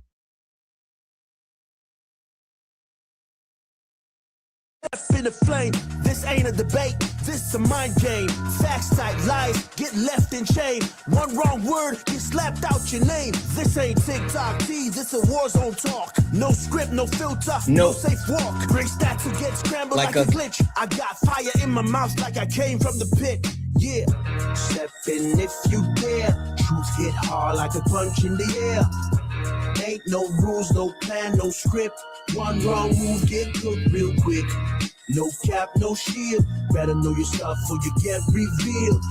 Step in, don't you wanna? Sparring with Santana. I don't care what you claim or your background. Facts only, if not, get clapped down. Whether you're left or right or you don't even vote. If your logic is weak, I'll sink your boat. You talk slick, but you ain't got source. Just vibes, that ain't power, that's force. I'm the test, the trap, the trip, the call. Hey. You slip once, I'm snatching it all. Lego. Step in if you dare. You dare. Hit hard like a punch in the air. Punch in the air. Ain't no rules, no plan, no script. Yeah. One wrong move, get cooked real quick. No cap, no shield. No. Better know your stuff or you get revealed. Step in, don't you wanna? Sparring with Santana. Step in if you dare. You dare. Hit hard like a punch in the air. Ain't no rules, no plan, no script. One wrong move, get cooked real quick. No cap, no shield. Better know your stuff or you get revealed. Step in, don't you wanna? Sparring with Santana. Yeah, this ain't a safe place. It is not. This is flame space. Step in, don't you wanna? Sparring with Santana. W's in the chat for the chat. Welcome back. W's in the chat for the chat. Welcome back. Guys, we are back. This is Sparring with Santana. One-on-one debates with Trump supporters or anyone that disagrees with anything on the background. We are only looking for some debates. Guys, only request up if you are a Trump supporter or you disagree with something on the background. We are only looking for some debates. And with that being said, tap the screen, share the live, protect the live, right? People have big feelings. People have absolutely big feelings, and they're a little bit upset that we are dismantling their entire thought process and pointing out their fragility. And since we're dismantling their entire thought process and pointing out their fragility, they do the weird whiny thing. Ambush, you can leave. As a matter of fact, I don't understand how you're not blocked. I'm going to block you. Get out of my request. You will never be platformed here. You will never be platformed here. There's certain people who I don't understand why they think that like they can come. Again, I said this yesterday, right? There are certain people that bounce around to different lives, and they are very harmful. They are very harmful, and they think because that other people are willing to actually, platform them and put up with their stupidity, that they have access to each and every platform. And the one thing that I like to make sure that I let them know is that I don't give a fuck about them being here. I genuinely mean this. I would rather talk to my chat than engage with someone who is just harmful, right? And so people like Ambush, you will never be platformed here. People like Ryan West, people like RC, like people like Zach, all of you guys, every single one of you, you have no spot on my platform, period. I don't understand what the point is to actually, and then even the people that are just like, I don't suffer fools, right? And so the people that actually bring nothing to the conversation, nothing to the debate, and they just run around TikTok and they just do like the stupid shit, like Brock and Gage and like Phil, like I don't, or Creed. Like I have no interest in any of those people either. So they don't get platformed here anymore. I'm only looking for someone that can actually engage, and even more so, I'm looking for someone that I can actually have an intelligent conversation with, because I genuinely don't want to crash out, right? I don't want to deal with disingenuous people. I don't want to deal with ignorance. We're only looking for people that genuinely want to engage. And I know there's a hard premises to actually engage on anything of substance right now as being a Trump supporter, because being a Trump supporter is a losing stance. What's up, man? Hi, Dun 816. Is this the same Dun? Did you change your profile picture? No, bro. It's the same guy. I've debated you on this account too before. Oh, okay. I've never seen this one before. Yeah, I'm not gonna talk to you because you end up crashing out a lot. I don't want to deal with crash outs either. I thought that was a different person, but like, yeah, like Dun, you're one of those people that's persona non grata on my platform as well. I have no interest. Because you think that like this is just entertainment. And while there is an aspect of education, entertainment that occurs, like I think that you serve no purpose either. So yeah, you can go away. You bring no substance to the conversation, and you have an inability to have impulse control, and you crash out a lot. That doesn't make sense to me. Like, we're all adults. Why can't you be an adult? I refuse to talk to someone who can't be an actual adult. So with that being said, if you are a Trump supporter or you disagree with anything on the background, get in the box. We are only looking for some debates. Dun, you can leave. You're not coming back up here. Why would you get back in the request? I'm not bringing you up. Thank you for the manifesting. That's dope. That's dope. Debbie's in the chat for, I think it's DH Holo for the $1.99 super chat to say socialism thoughts. I think socialism would absolutely work. Debbie's in the chat for also DH, who sent another $1.99 and said, I asked about it, your thoughts on socialism, please. Yeah. Oh, I'm sorry. I mean, I didn't see that earlier. But yeah, I think there's socialistic societies that have been beneficial. I know certain people, that would actually say like what we need to get to is a communistic society. And I'm not as educated as I would like to be as far as the full depths and breadths of communism. And so I wouldn't be able to speak on that position. But I do know for a fact that we live and we engage in socialistic social systems, right? And the premise of what I believe in and what I stand on is ensuring that everyone has a standard and quality of life that's necessary. I think healthcare is a right. I think that Everyone should be able to have access to healthcare, and there shouldn't be a reason why we live on the richest country on earth, and people can't actually go get like high blood pressure medication, right? They can't get diabetes medication. They can't get, simple things that they need to be able to function on a daily basis, where you have people who have added so much to our country and our society that are struggling from day to day. People who have worked all their lives and, fill these roles. And a lot of times they fill these roles that we need within our society, like the service industry, construction industry, like the fundamental core positions that actually uplift our society. And they get a little bit older and they start to need more, and they get pulled away from whatever they've been doing throughout their life. And then they get in a position where they can't even be able to access the basic things that they need to live. And then it's not like our country believes in like healthy living for our people, right? It's not like they regulate the food and allow us to have access to healthy food. I mean, they pump toxins into our food, and they pump toxins into our water and our air. And, it's all done in the vein or the name of like deregulation and capitalism and all this other stuff. So like, I think there's so much to be said about all of this, and just people being able to live and have a basic standard of life. I'm not saying that everyone needs to be millionaires, but I mean, like, people shouldn't be dying from water. We shouldn't have places like Flint, Michigan that went years and years and years and years and years without having clean water, not in the United States of America. Not when we sit here and try to pride ourselves on being a country that actually is the best of the best, which is such like American exceptionalism. American exceptionalism is kicking everyone's ass, especially people on the right. People on the right tend to preach that America is the greatest country on earth.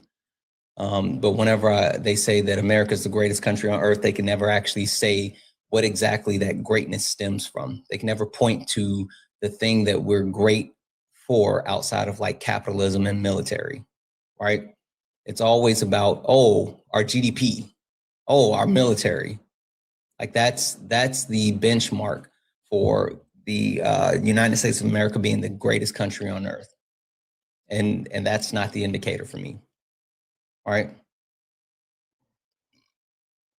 That's not. But that's what they rely on. Got it. All good. One thing that I kind of shifting gears, one thing that I think is super interesting, and I don't think a lot of people have seen this, but there is a growing divide within the Republican Party, and specifically within the Trump administration. And it all has to do with what's going on in Minnesota, right?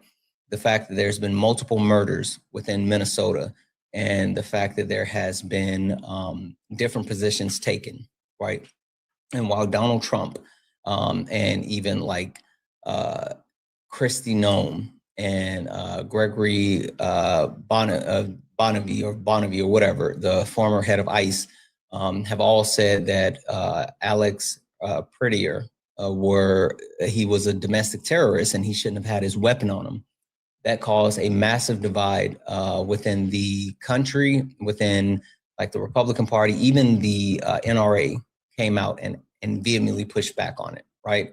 And with them pushing back on it, you have seen people starting to point the finger and shift the blame, right? And so Kristi Noem is set to actually testify in front of the House committee in March, right? And it came out yesterday that apparently the rhetoric and the speech that was used as far as Kristi Noem, she's saying that the speech and the rhetoric was crafted by Stephen Miller, right? And we all know who Stephen Miller is. Stephen Miller is not only a ghoul, but he is a Trump loyalist. He's someone who has spearheaded this deportation process, and he's someone that has been, wildly harmful in so many different ways. But they're pointing the fingers at Stephen Miller and saying like, oh, Stephen Miller, he's the one that told us to say this stuff, right? But then you have people like Lindsey Graham, and Lindsey Graham came out and said to any of my Republican cohorts, counterparts, that for some reason think that Stephen Miller is going to somehow be ousted.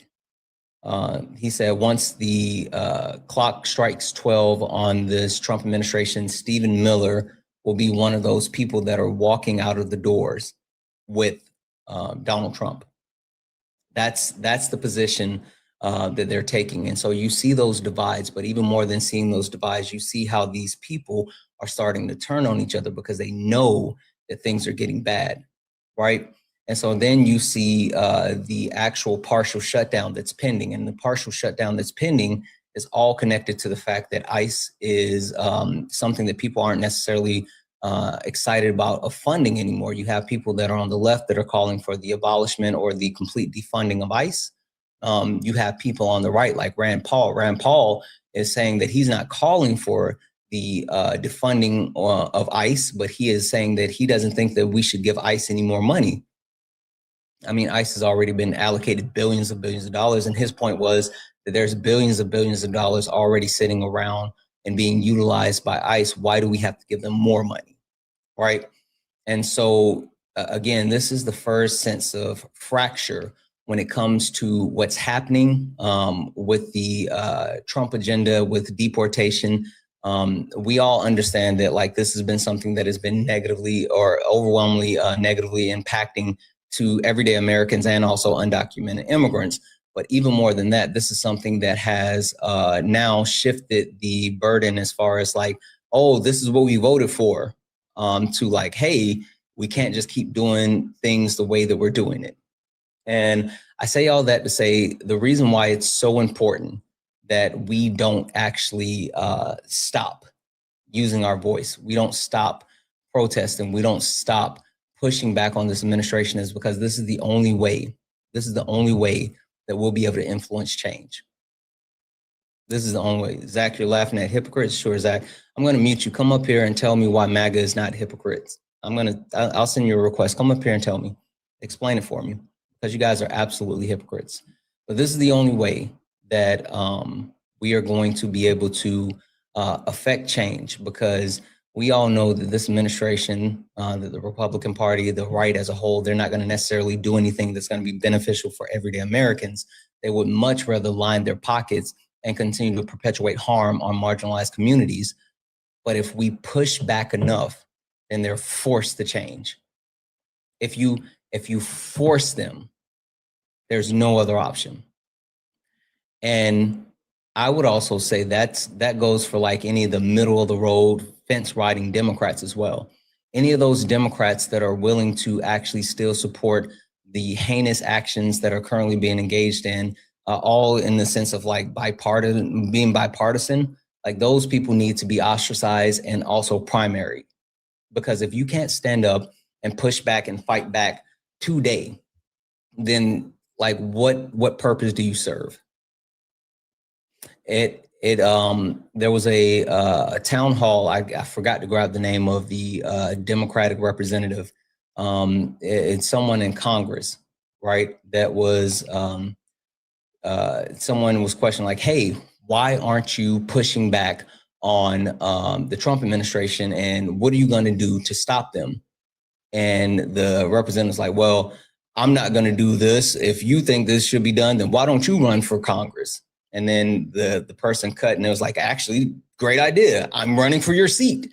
But I think that's the type of energy that we have to have, because if you don't have the ability to stand up and push back on this administration in this day and age, where everything that they're doing is so widely unpopular, like it's so widely unpopular, and not just in the sense of like, the outrage that's coming from people on the left, right? It's the outrage that's coming from the entire country.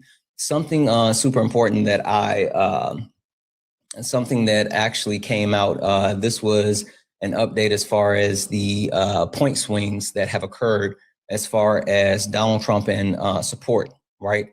And this comes from the Times and Siena poll. And there has been a shift in the amount of support for Donald Trump as far as multiple groups.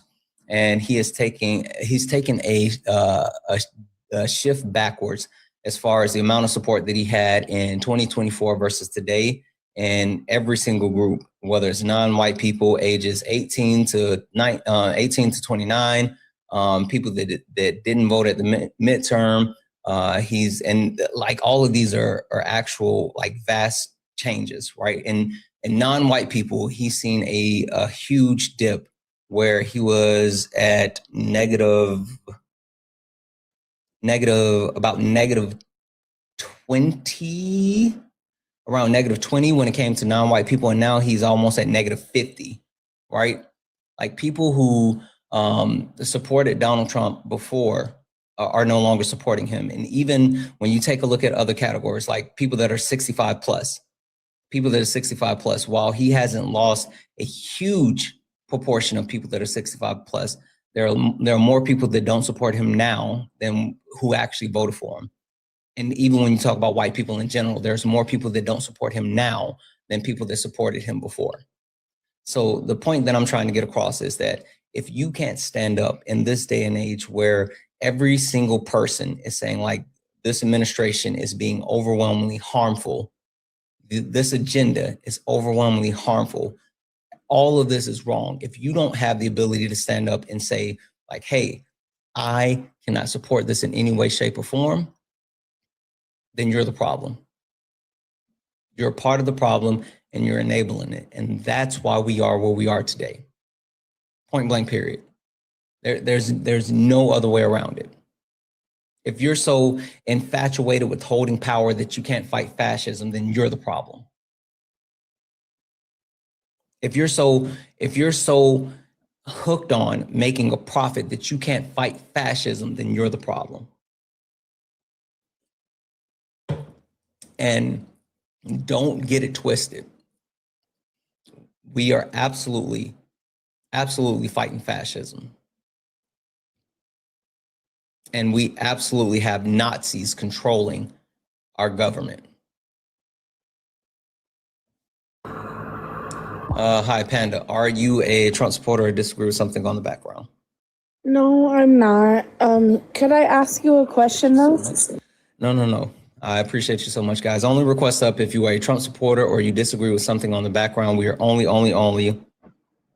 looking for some debates. I appreciate you so much, but please, only request up if you're a Trump supporter or disagree with something on the background. We are only looking for some debates.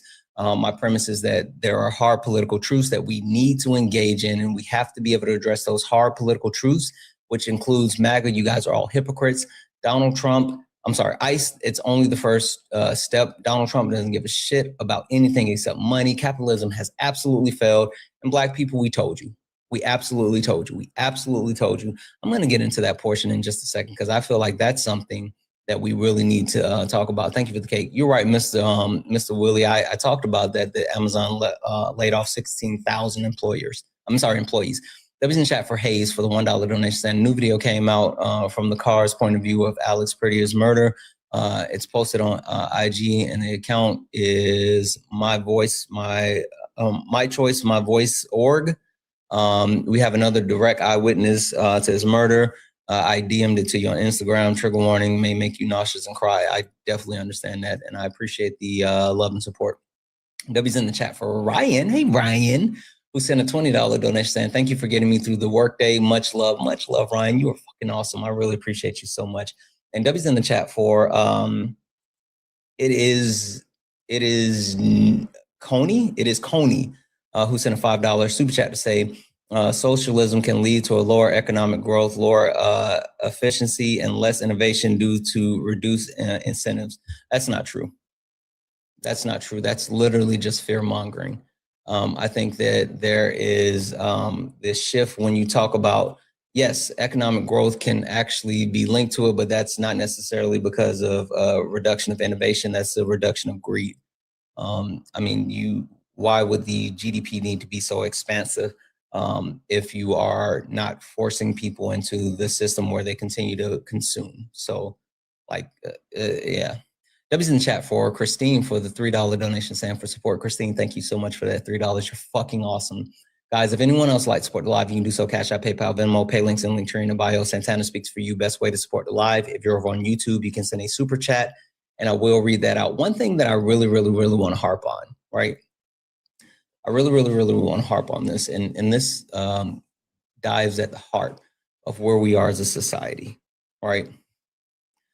For anyone that used to like engage in the premise, we used to hear a lot of people talking about black fatigue, right?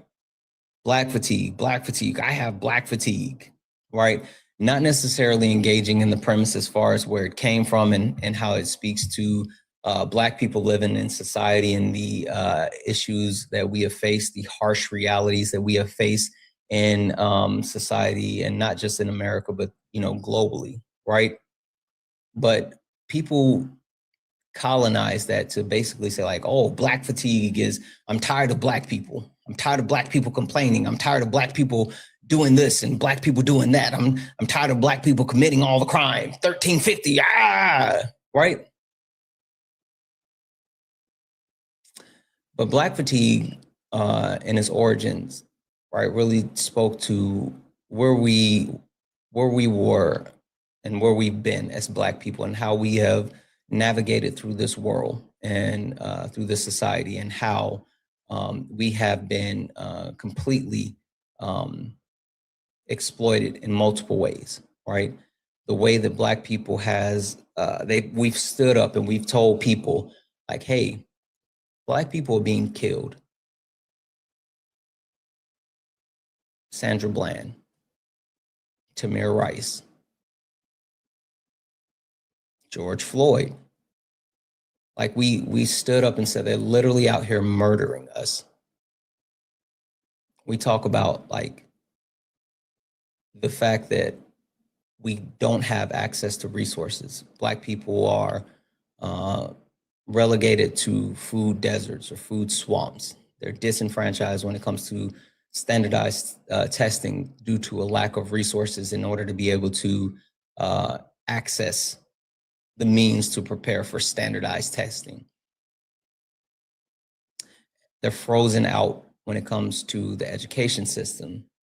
They're overwhelmingly disenfranchised when it comes to the healthcare system, right? When you talk about like Black mortality, Black infant mortality rate, and the struggles that Black women face, even with a high level of resources, money, income, and they're still unable to actually have safe, healthy pregnancies and see the birth of their children with the lowest possible risk. Even if you are a billionaire like Serena Williams, you still are at risk of losing your life, right? And we have stood up and talked about like all the harm that has continued to happen to Black people. We talked about like after Charlie Kirk murder, right?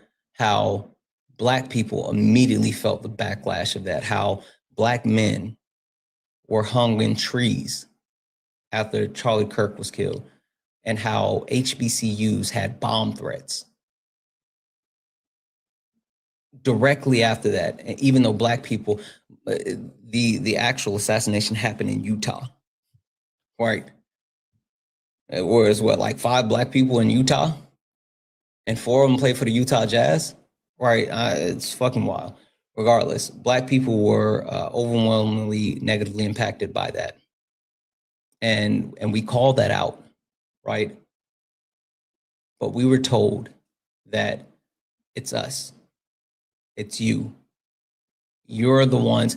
You guys are ultra violent. You guys are the ones that, don't want to listen to authority. You guys are the one that are, you want to stay in poverty. You want to live off the government. And so that's why you're being overwhelmingly policed. That's why you're being killed in the streets, because you incite violence. BLM, all the violence, right? That's what they tell us. and we were screaming at the top of our lungs. No, we're just trying to live. We just want to be able to drive our car without being killed by the cops. And if you say that doesn't happen, look at Fernando Castillo. We just want to be able to be in our home, sleep without being killed. If you say that doesn't happen, look at Breonna Taylor. Like literally Black people, we just want to be able to live our lives without being disenfranchised. And we were told, like, no, we have a victim mentality.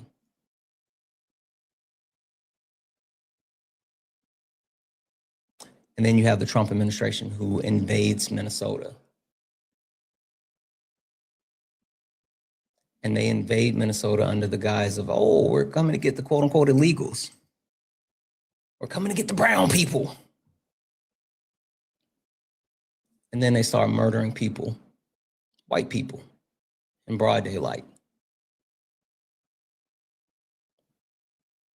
They kill a mother, blonde hair, blue-eyed white lady, broad daylight.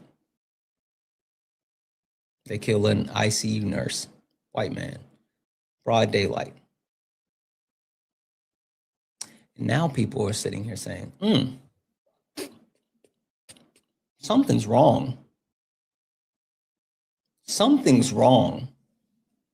Something is amiss.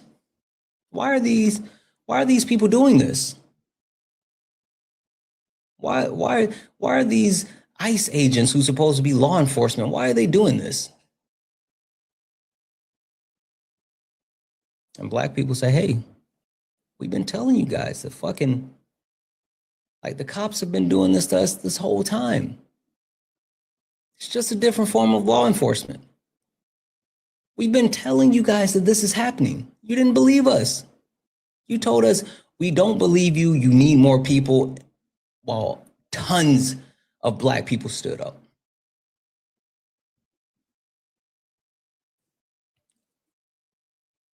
I guess better late than never. Never late is better, but whatever. So the point that I'm trying to get across, the point that I'm trying to really hammer home is the point that I made earlier when I talked about Black people not really having an alliance or an allegiance to the Democratic Party. We only want progression, and Black people warning people as far as what is happening. It's because Black people, the entire time that we've been in this country, Phil, I'm gonna mute you. I don't care what you're saying. I really don't. I'm gonna mute you. Whatever. The point that I'm making, and this is something that Black people try to articulate to certain demographics that have come into the country after its inception, and they've come as immigrants, and they have tried to, for lack of a better word, assimilate. They've tried to assimilate. One reason that America hates Black people so much, that the white supremacists in power hate Black people so much, is because we've never assimilated. We have, thank you for the heart hands, we have forced ourselves to develop our own culture, our own lingo, our own food. We've forced ourselves to create individuality. Now, the thing about Black people is that we don't gatekeep. And so while we create the culture and we create individuality, we don't say that you can't access that. That's why you have people who, young white men who have never been in any type of, area that's not a suburban area, speaking AAVE. They speak AAVE, but they have no clue what AAVE is. Think about that one. That's so fucking crazy that you have like these privileged right-wing incel young white men have no idea what AAVE is. They vilify Kamala Harris for changing her accent.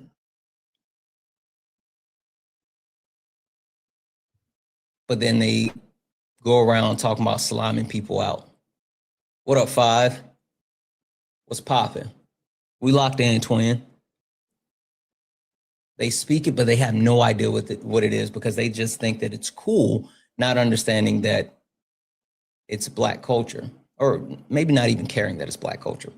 But the one thing that we've literally told people coming into this country is that Black people have always fought for rights, not just fought for rights for us, but fought for rights for others. It's always been important for Black people to fight for the rights of other people. And the reason why it's so important for Black people to fight for the rights of other people is because we know for a fact that they will take our rights away as well. The fact that the Eye of Sauron is currently on someone else, some other marginalized community, does not mean that it's not going to turn right back around to us. And we know this. Thank you, Chewy. We know for a fact that just because Black people are not downrange at the moment doesn't mean they're not going to double back.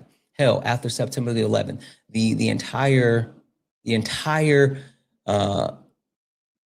American society shifted and started, shifting the blame towards, the Muslim community, right? And Muslim people were unfairly profiled. Like hell, certain white people didn't know the difference between, someone from Saudi Arabia or someone from India, right? They didn't know the difference. They just knew these were brown people and there were terrorist attacks and they thought everyone was from the same place.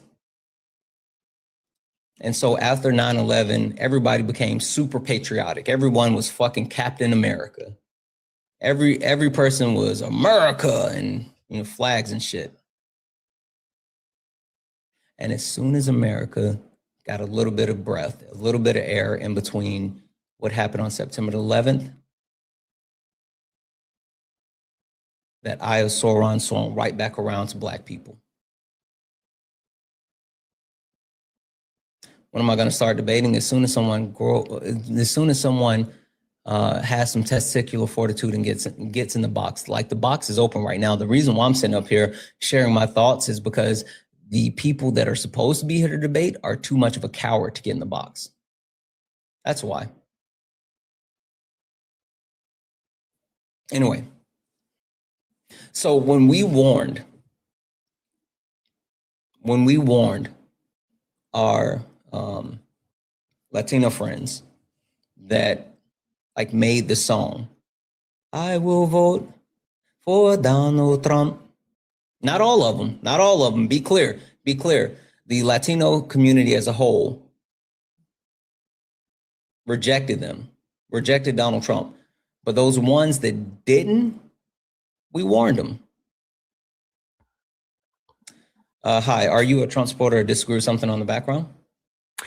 Yeah, I think I might slightly disagree with one of the points about ISIS step one. I'm just curious, what do you mean by that? Other things, yeah.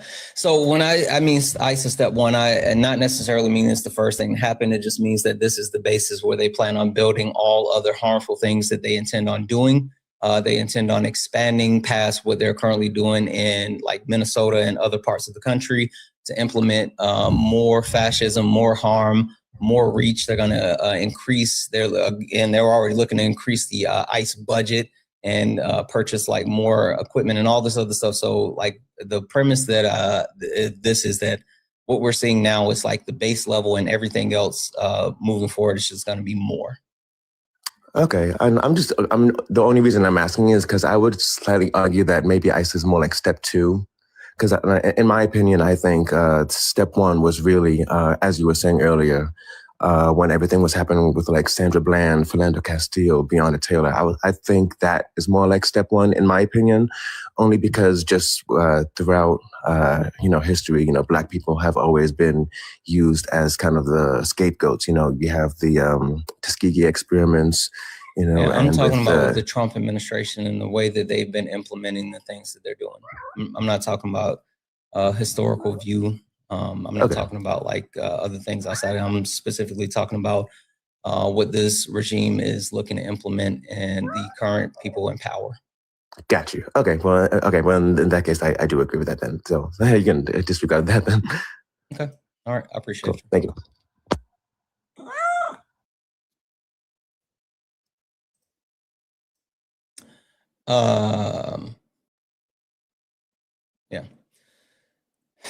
Yeah. Debbie's in the chat for Cassidy for the $1 donation saying, thank you for what you do. Thank you so much for the love and support, friend. Debbie's in the chat for Alexia. Hey, Alexia, for the $1 donation saying, Puerto Rican woman from Florida. I quit my Medicaid job. I don't leave. I'm not sure what you're saying with that, Alexia. Puerto Rican woman from Florida. I quit my Medicaid job. I don't. Basically, I think you're saying if you quit your job, you don't get to live. Yeah. I get that. Absolutely. W's in chat for Angie for the $1 donation saying my insurance went up by 25%, but I can't afford it. But I need $800,000 back surgery. Holy shit, that is crazy. I'm sorry to hear that, Angie. Even more so, like, again, people shouldn't have to deal with those types of things when it comes to like health, because like, look at the other countries around the world that have that ability and that access. It's fucking wild.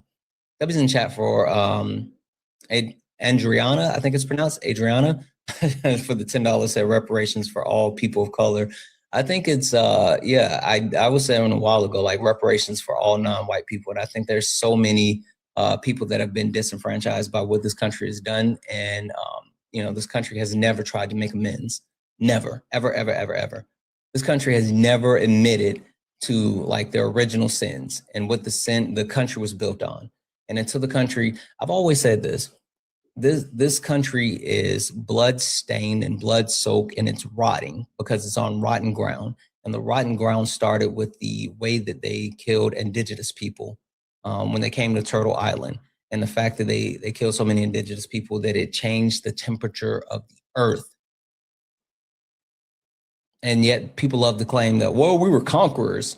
There was no one here no, you were colonizers. You came here and you killed indigenous people. That is the first sin that occurred within this country. But then they hate to hear Black people talk about the fact that we were enslaved and forced to build this country. And not only forced to build this country, they bred Black people when they could no longer steal them from Africa. They set up actual places to breed Black people, to make more Black people, to feed Black people into their slave system, so they can continue to use them for free labor. And then when Black people actually freed themselves, they started saying Black people were lazy. Ever since that point, ever since Black people freed themselves from slavery, they've labeled Black people as lazy. It's fucking wild. And then we can talk about the harms that have been perpetuated on, Asian immigrants, Italian immigrants, Irish immigrants. And even today, the harm that's being perpetuated on brown immigrants around the board, while, not even addressing the other form of issues within immigration. But like, those are the original sins. And until those original sins are addressed, we will never see any type of progress. D, are you a Trump supporter or disagree with something on the background? D, are you a Trump supporter or disagree with something on the background? I think that was an accident. So yeah, this country has never addressed the original sins of the country. And until they address the original sins of the country, it's going to continue to fester. W's in chat for Jody for the $5 donation saying, did you see the letter Ferguson wrote to Kristi Noem? He's daring ICE to come to our state, basically come to Washington and FAFO. I have not seen that, but I do think that there is more of a need to actually get people on board when it comes to being able to, or I'm sorry, get governors on board and pushing back on ICE. Whoever this person is, Matthew went to my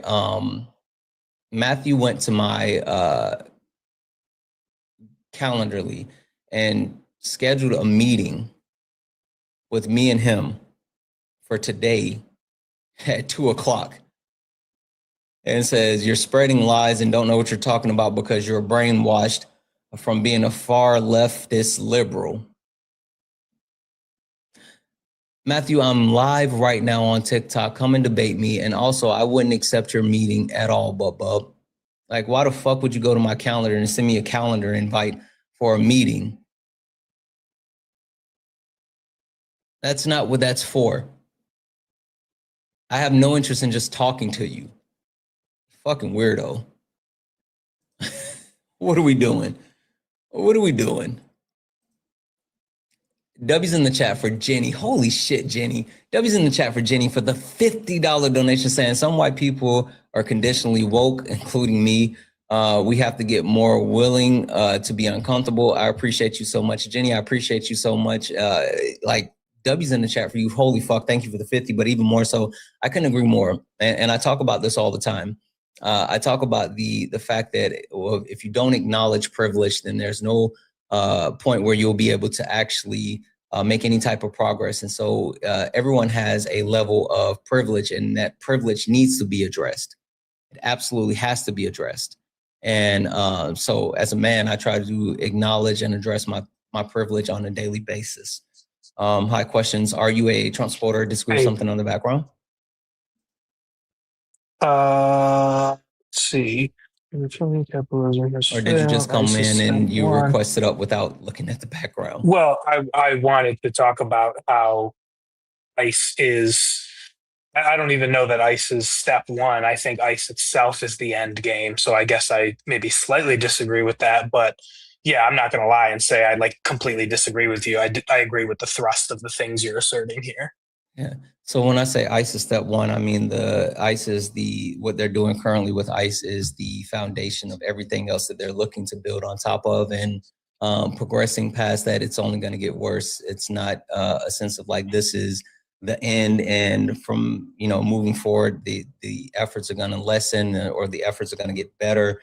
It's saying that like this is the framework, and they're going to look to implement it throughout the country. And they're allocating more funds, or at least they were trying to, a part of the appropriation bill, to give them more money, and they're giving them more coverage and things like that. So that's what I mean by ICE is step one. Sure. Do you think he's going to try to move this strategy to other law enforcement operations or like to the military? Or do you think he's going to continue expanding the scope and reach of ICE in particular? I think he would be more successful expanding the scope and reach of ICE. Even though within the military, he has tried to install loyalists, the actual system and infrastructure of the military is too vast for him to implement it at the rapid rate that he's trying to do so. Yeah, no, I agree with you on that. I think to me, that's one of the main reasons he hasn't invoked the Insurrection Act is I think he genuinely fears a coup if that happens, because I don't think he has the military on his side. Yeah. Okay. Well, it sounds like you don't necessarily disagree with the background, so I'm going to go ahead and drop you down and grab somebody else. I appreciate you coming. Appreciate it. Yeah, no problem. Guys, only request up if you're a Trump supporter or disagree with something on the background. We're only looking for some debates. Only request up if you are a Trump supporter or disagree with something on the background. We're only looking for some debates. Thank you, brother. I am dance big screen se music play.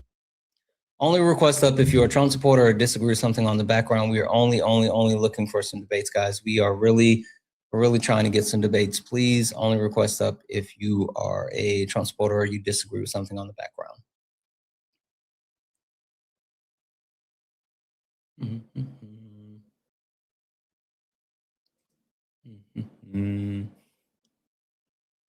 Sorry, guys, 1 second here. Also, FYI, hit that follow button up at the top. If you look at the top and you see the word follow, you're not following me. Please hit that follow button. We're trying to make it to 80,000 followers. And if you don't mind, go ahead and hit that follow button. We're so close to 80,000 followers. Also follow the backup account. Please and thank you. Follow the backup account. And if you'd like to support the live, you can do so. Cash App, PayPal, Venmo, pay links and Linktree in the bio. Santana speaks for you. Best way to support the live. Everything is accepted and things appreciated. If you're over on the YouTube, you can send a super chat and I will read that out.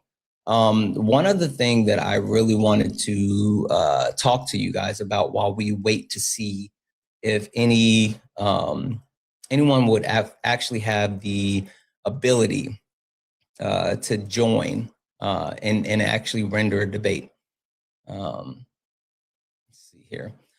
I don't know if you guys saw this, but this came out from Politico, and I think this speaks to the people that we have in power, and this is like super important. This is super important because this speaks to the current people that we have running our government.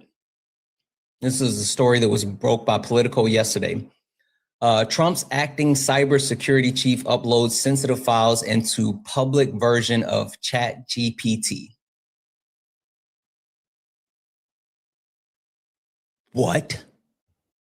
You said, how do you donate through PayPal? You can just send it through PayPal. Like my PayPal, Santana speaks for you. I think that was an accident as far as I'm trying to call it. Yeah. Trump's acting cybersecurity chief uploads sensitive files into public version of ChatGPT. The interim head of the country's cyber defense agency uploaded sensitive contracting documentation into the public version of ChatGPT last summer, triggering multiple automated security warnings that were meant to stop the theft or unintentional disclosure of government materials from federal networks, according to 4 Department of Homeland Security officials with the knowledge of the incident.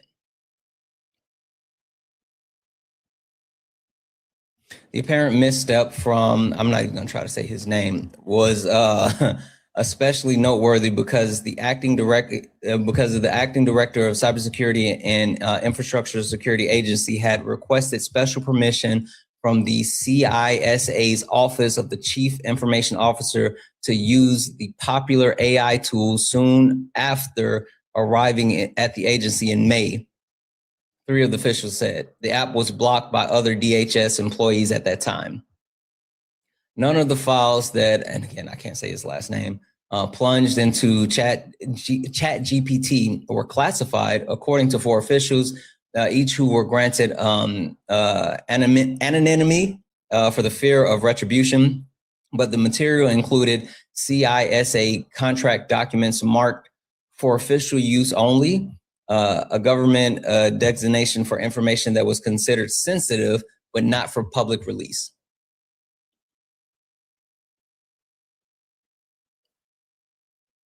So the reason why I really want to talk about that is because these are the people that are leading our country. These are the people that we're relying on to keep us safe. These are the people that are driving the direction of our country. These people lack the ability to actually function. And this is the harm that was perpetuated by the Trump administration by installing loyalists, by installing people that believe in Donald Trump, that only care about playing to a audience of one, right? We understand that's the litmus test when it comes to whether or not you can make it within the Trump administration. And that litmus test lies in how loyal are you to Donald Trump?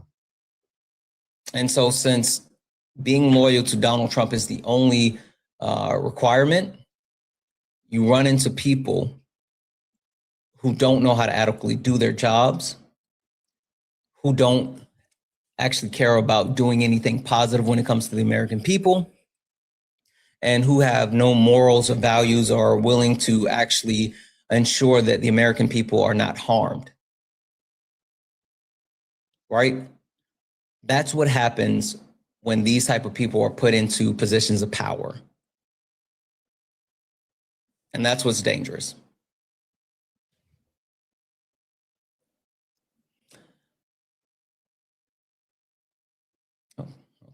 Guess he's not coming up.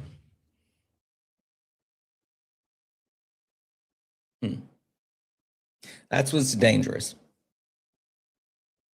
The one thing that I have said about the Trump administration, and I truly mean this, the Trump administration, the current setup of the administration is the most unqualified group of people that I've ever seen. As a whole, the most unqualified group of people ever. The funny thing about that is they have a couple of people that I would say is qualified, but they're not even qualified for the positions that they're in. Why is Linda McMahon the head of the Department of Education? She used to be the head of small business in the first administration. I think that, you know, she could actually do something there. What the fuck does RFK Jr. know about health and science? Because he fucking works out? Right? Marco Rubio, though, I do think that Marco Rubio is decent as a pick for Secretary of State. But I don't think that, I think because of his political ambitions, he'll never actually push back on Donald Trump or show any type of dissent because he wants to be president. But again, the point that I'm making is that this entire administration, this entire cabinet, every single person that is connected with the Trump administration, they're highly unqualified.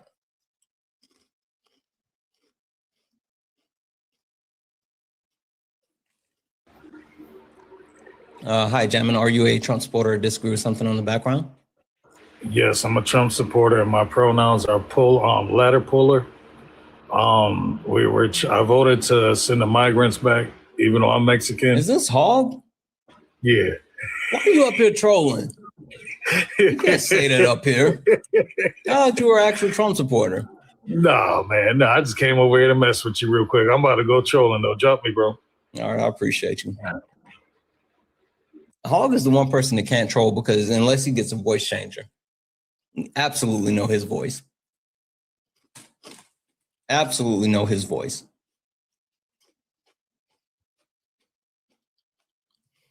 W's in the chat for Richard for the $10 donation. Richard just sent 10, didn't say anything, just sent the love. Richard, I appreciate you more than you could ever imagine. W's in the chat for Elizabeth for the $10 donation. And Elizabeth didn't say anything either, just sent the love. Holy shit, thank you, Elizabeth. W's in the chat for Amanda for the $5 donation saying, rough morning, happy to see you on.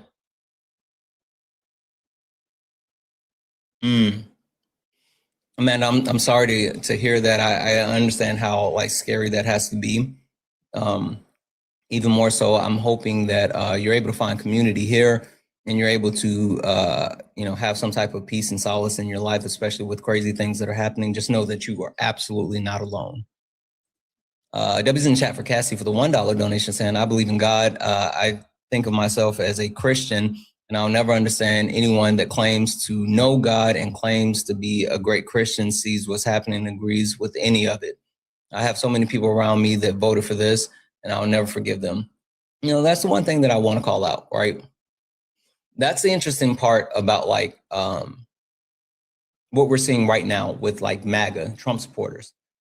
And not in the sense that, oh, they're just like turning away. They're trying to distance themselves from like Donald Trump and what MAGA is without distancing themselves from like all of the shit. And so they like to say things like, well, I wouldn't consider myself MAGA, but I support some of the stuff that he does. I wouldn't consider myself MAGA, but I voted for him. I wouldn't consider myself MAGA, but I'm a Republican. You're MAGA. No, I'm not MAGA. Who'd you vote for in 24? Trump. Who'd you vote for in 20? Trump. Who'd you vote for in 16? Trump. You triple Trump? Yep, you're MAGA. You're literally MAGA. And even more so, you refuse to say like, hey, can't support this shit anymore. This is fucked up. Like all this shit is crazy. I can't support him anymore. You guys still say, well, I agree that we need to deport these people. I don't like how we're doing it, but we need to get it done. You're MAGA. You just don't want the biggest problem that people have that support Donald Trump is labels. They're terrified of being labeled. That's one of their biggest fears, is someone labeling them. That's why they care more about being called a racist than engaging in racism. That's why they care more about being called misogynistic than actually being a misogynist. They don't actually care about the harmful shit that's happening. They don't care about the harmful shit that's happening. They just don't want to be labeled and connected to that harmful shit.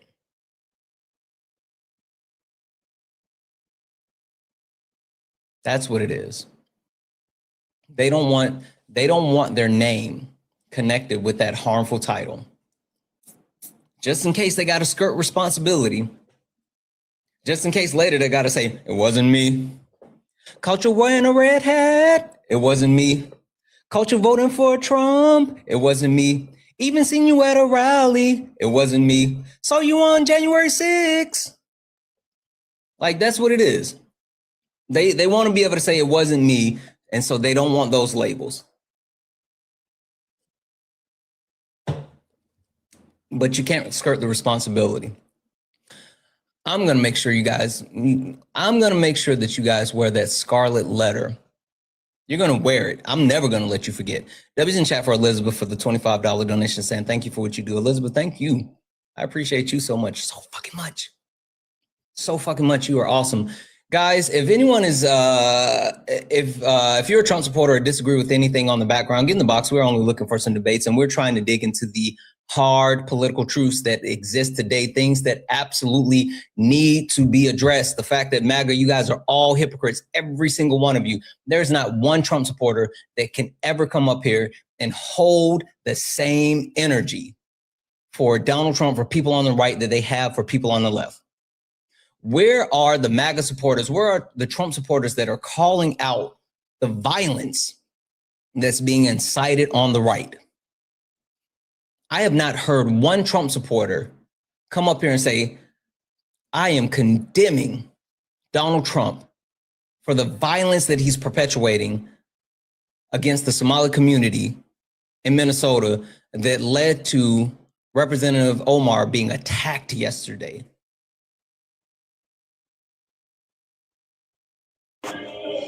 Carnita, are you a Trump supporter or disagree with something on the background?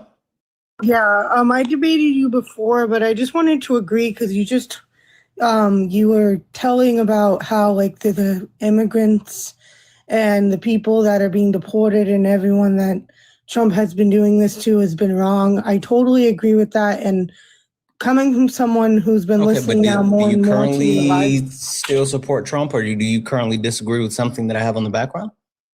Well, I disagree of what you said, that I've been more following what you've been saying, and I do definitely agree that like the violence and the stuff that's been happening has been totally unnecessary. And I do believe that there should be something with ICE that should be done better than what has been happening. Because I really do hold tight believe one that. second.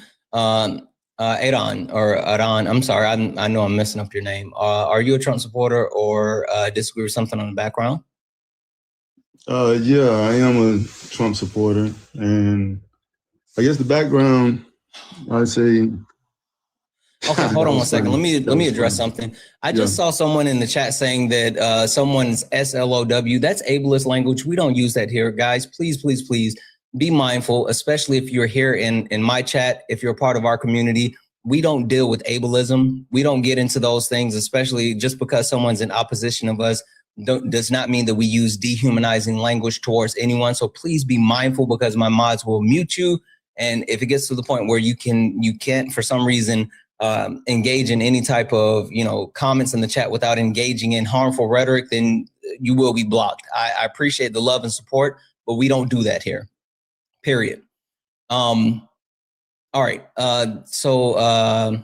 Is it Katharina? How do I say your name? Katarina, I'm sorry. Katarina. Say it one more time. Katarina. Okay, Katarina.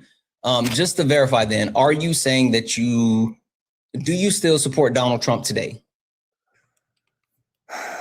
Well, I'm kind of on the fence about it, honestly. Okay. In that case, I'm going to go ahead and drop you down, and you can keep listening, and hopefully I'm fully able to change your mind, and we're just going to go ahead and move into some debates. Adon, is that how you say your username? No, it's Adonis. Adonis. Oh, I couldn't see the rest of it. Okay, I see it there. Adonis Freeman. Adonis. I think that there are multiple hard political truths that we have to absolutely engage in. And the hard political truths start with the fact that MAGA, you guys are all hypocrites, right? ICE is only step one. Trump doesn't care about shit but money. Capitalism, it has failed. And black people, not you, but black people, us, we told you so. We told you that this was happening. We told you this was bad. And people like you didn't listen. So what point on the background as a Trump supporter do you think that you can defend the best and stand 10 toes down on? I guess ICE, Trump wants money. Yeah, I know everybody wants money. So to my understanding, everybody wants money, all of us. You wouldn't be doing what you're doing if you didn't want money. I won't be doing what I'm doing if I didn't want money, because, money makes... I do what I do without making money. Making money for me is a caveat, but I do what I do without making money. But the bigger point that I'm trying to get across is like, Donald Trump doesn't really care about any of the shit that he says that he actually advocates for. He just cares about the money. So while I have been put in a position where I've been able to make some money, like W's in the chat for Tricia for the $20 donation saying, love you. This is exactly why I cut off my best friend of 25 years. Christian, but Trump voters and won't stop support, despite her friends having potential for real world consequences because of the Cheeto mushroom. W's in chat, thank you for the $20 donation. Or like Amy for the $5 donation saying, is there a way to send a longer message? Yeah, you can send an email. Or Indigo for the $5 donation saying, anyone voted for DT is forever connected to DT. I agree. W's in chat for all the donors. So while I appreciate the people that support, and I'll always say, if you want to support the live, you can do so. Cash App, PayPal, Venmo, pay links and link tree in the bio. Santana speaks for you. Or if you're over on YouTube, you can send a super chat. While I do those things, I believe in the things that I say. I believe in the people that I advocate for. I believe in the things that I am trying to stand up for. So that's the difference. Oh, okay. What else? I don't see nothing wrong with what ICE is doing. Can we not address that Donald Trump is grifting and using the American people and people like yourself to enrich himself? Everybody uses somebody. Everybody uses somebody. All of us are getting used. How much money do you think Donald Trump has made since coming back in office? A heck of a lot. I know that. That's a heck of a lot. Probably a couple billion, because I don't know. I don't keep up with his pockets, but I know he made a lot of money. I'm happy for him and his family.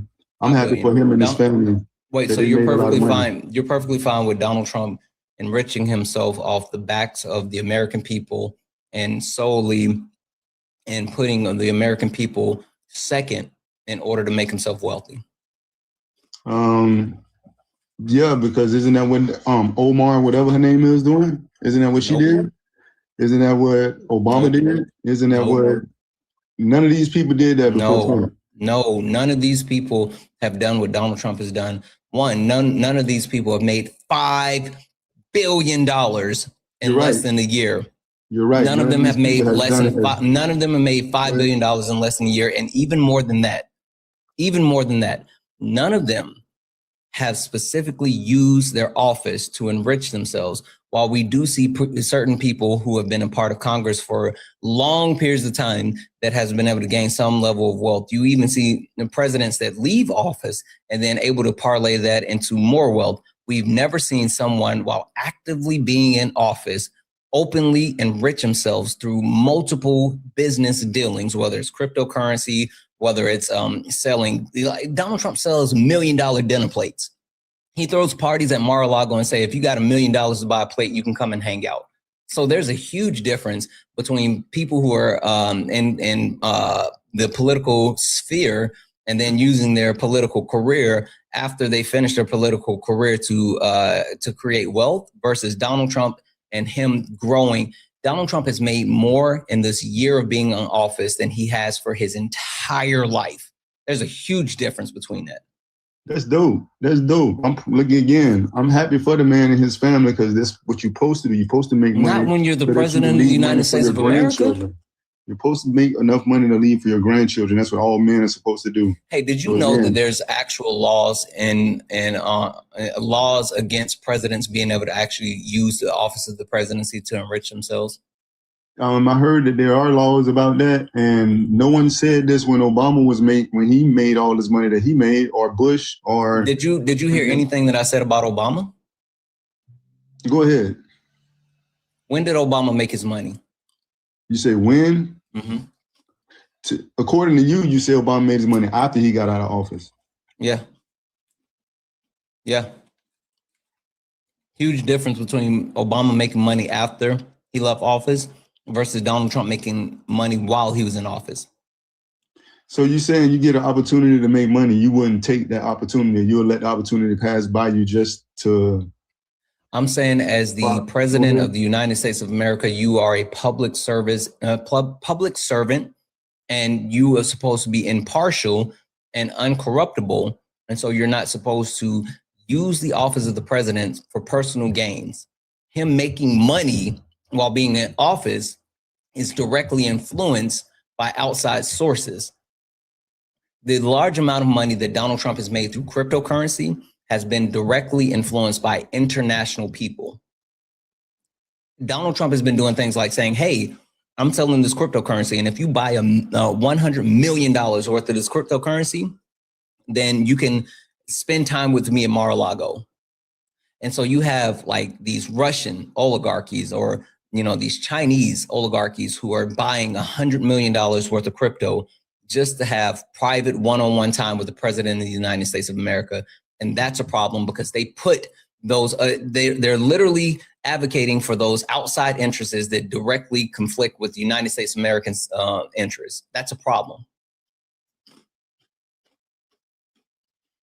I do see what you're saying. I understand what you're saying, but I still don't see nothing wrong with somebody using their influence or power to make money for their family. You got I guess anytime opportunity comes, but you're looking at it in the sense of just making money as, for your family, which that's something cool for a normal person. That's cool, but not when you're the president of the United States of America and you're supposed to be a public servant that put the people first.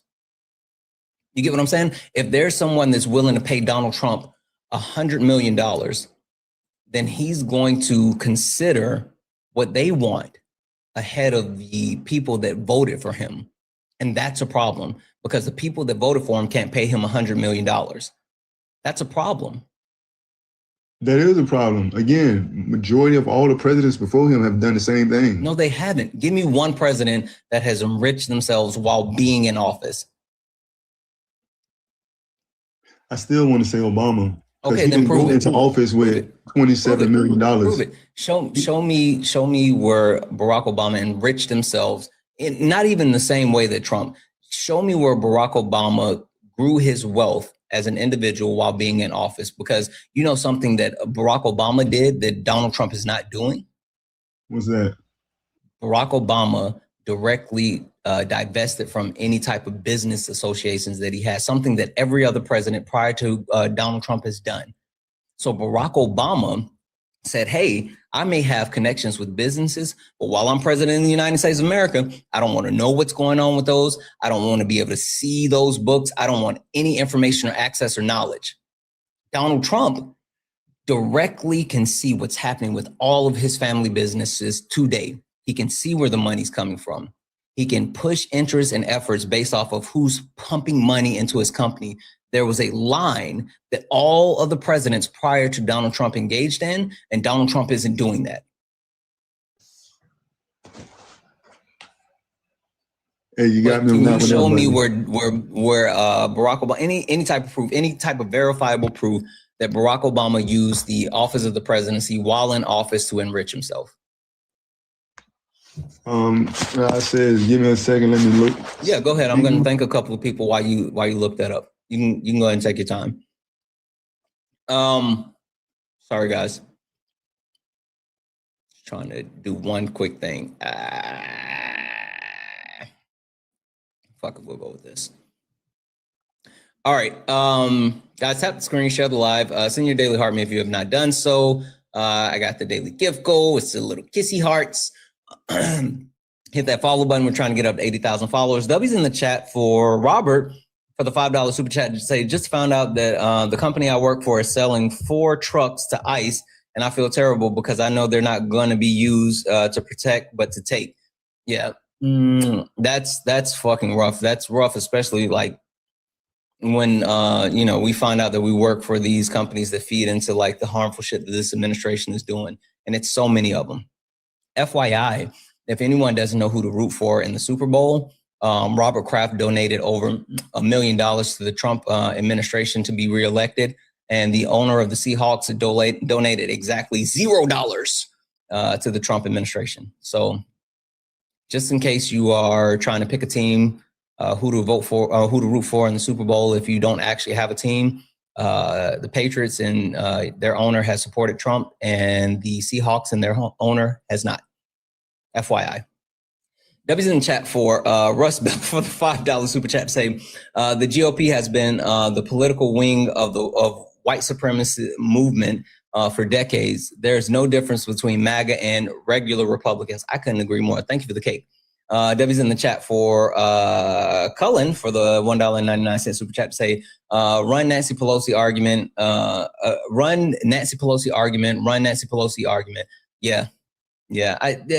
I don't think he would get it, but I might bring that up. W's in the chat for Milton for the $2 super chat to say none of them violated the emoluments clause. That's what I was saying, but they don't know about that. W's in the chat. If anyone else would like to support the live, you can do so. Cash App, PayPal, Venmo, pay links in the link tree in the bio. Santana speaks for you. Best way to support the live. Everything is accepted. Anything's appreciated. If you're over on the YouTube, you can send a super chat and I will read that out. Guys, let's again keep tapping the screen. Let's get up to 200,000 likes. Only request up if you're a Trump supporter or you disagree with something on the background. Otherwise, keep hitting that like button. All right, Adonis, were you able to find something that verifies that Trump was able to use the office of the presidency to enrich himself? Yeah, you mean Obama? Now my computer moving slow. The only thing I do see is that he was. And we're just going off of what Google say. I have to look a little bit deeper into it. But I mean, they say he made 1.4 million while he was in office doing. Jump moving slow. What the heck? It was just on him. It was just on him. My bad. Yeah, what the heck? It was just on him. Sign asset. He made $5 million in assets, investments from JP Morgan, index funds. What source are you using? I mean, I'm just looking up Google. Like I said, I have to do some more digging because my computer's moving slow. Okay. Now. So what I will tell you, based off of Forbes, they're saying that the entire time that Barack Obama, for his 8 years in office, he made a total of $10.8 million. And of that $10.8 million, he had 2 books. One book, Audacity of Hope, that made $3 million. And the other book, Dream from My Father, that made $4.5 million. his presidential salary was $3.1 million. And then there's $120,000 of miscellaneous amounts. So as far as Barack Obama, I guess, Craftway W's in chat for the Galaxy. I guess if you want to somehow, somehow take a win, right? And say in 8 years, like total, Obama was able to make $7.5 million off of 2 books. I guess, right? But again, Donald Trump has made $5 billion in less than 1 year off of cryptocurrency, off of selling watches, Bibles, off of selling pieces of his suit that apparently he was trying to be assassinated, or they said that he was trying to be assassinated in. And so the point that I'm getting across, even in the most extreme point that you can get to as far as Obama making money, it's literally from 2 books that he wrote versus Donald Trump using the office of the presidency to overwhelmingly enrich himself. Okay, so what you saying that they both did make money. Again, it's not Trump's fault that he's a businessman. He knows how to sell. It's not being about. It's not about being a businessman. It's literally about Donald Trump using. No, it's not. That's absolutely false. It's not about Donald Trump being a businessman. It's literally about him using the office of the presidency to enrich himself. He's literally, there's no, if he's such a businessman, why was he never able to actually make that amount of money prior to him being in office? There's a reason he wasn't able to make that much money prior to him being in office, because he wasn't in office. He has a platform now. He's center stage. Did he not have a platform before? Did he not have a platform before he ran for president? He had a platform before president, but this is what it was. It wasn't everybody wanted a piece of him then. Back then, it was just majority. So are you admitting that he uses so you're admitting that he used the office of the presidency to enrich himself? Yeah, I would too. Wouldn't you? You telling me it's you wouldn't? It's illegal. It can't be illegal if they ain't arrested him yet. It's literally. If they haven't arrested him, it's not illegal. You know what? Donald Trump is literally a 34-count felon, and he didn't actually get a sentence. Yes, he did get booked. But what do you know what the emoluments clause is? A felony is not a felony until you get booked and go to jail for it. You don't have to go to jail to be a felon. Are you saying that Donald Trump isn't a felon? Has he went to jail for? He's been convicted, like convicted and tried for, not tried, but convicted and sentenced for it. Yes. He was sentenced for it? Yes. For which one? All of them? All 34 counts, yes. And he didn't go to jail? Correct. Oh, that's dope. Why is that dope that Donald Trump gets to skirt the justice system? I don't know. Like, he got to skirt it because they wanted him. No, I'm not saying why did he. I'm saying why do you think it's dope that he was able to do so? Because reason I am saying that it's dope that he was able to do so, because more than likely, and this is my personal opinion, he didn't do none of that stuff that they're claiming that he did. So that's why he literally did all of it. He literally did all of it. That's why he was convicted.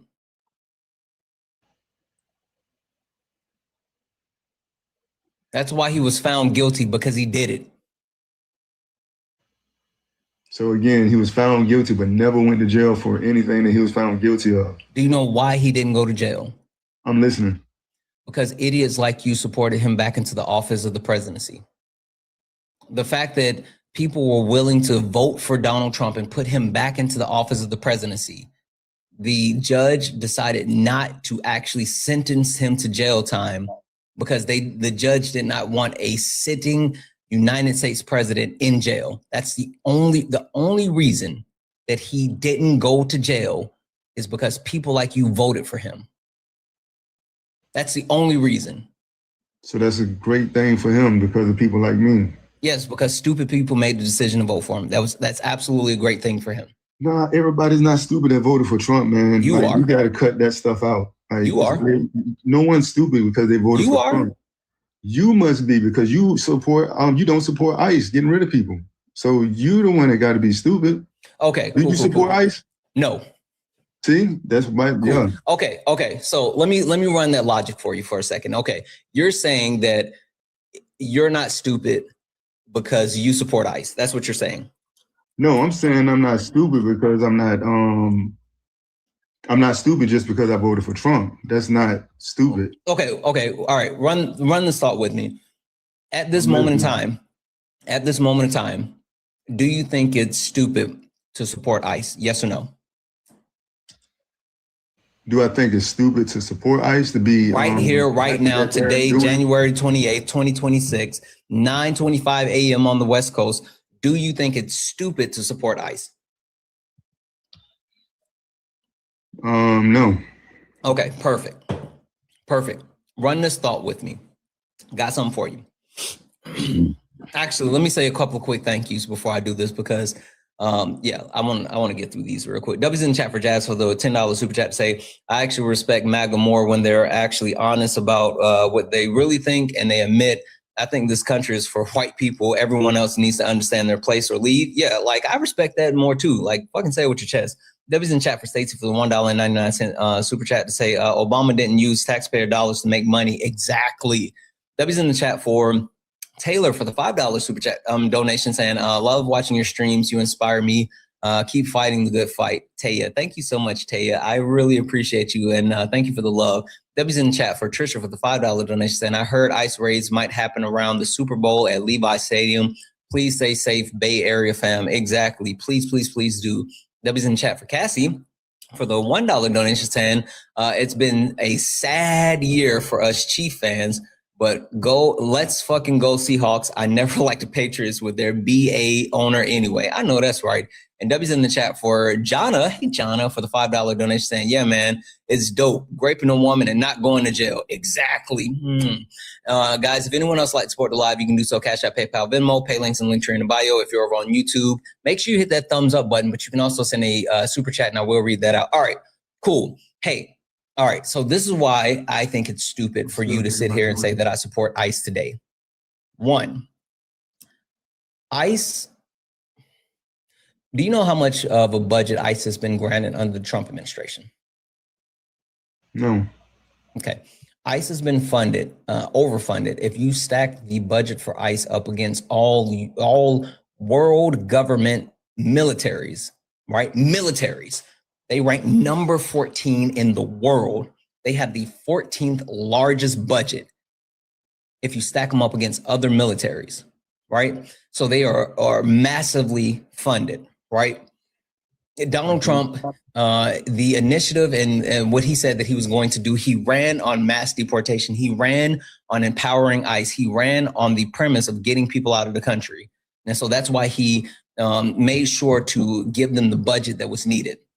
Now, what ICE has also done is they've taken a portion of that budget and they have offered $50,000 signing bonuses, up to $50,000 signing bonuses to encourage people to join ICE. So they're enticing people to join ICE with the actual money. So they're able to recruit people.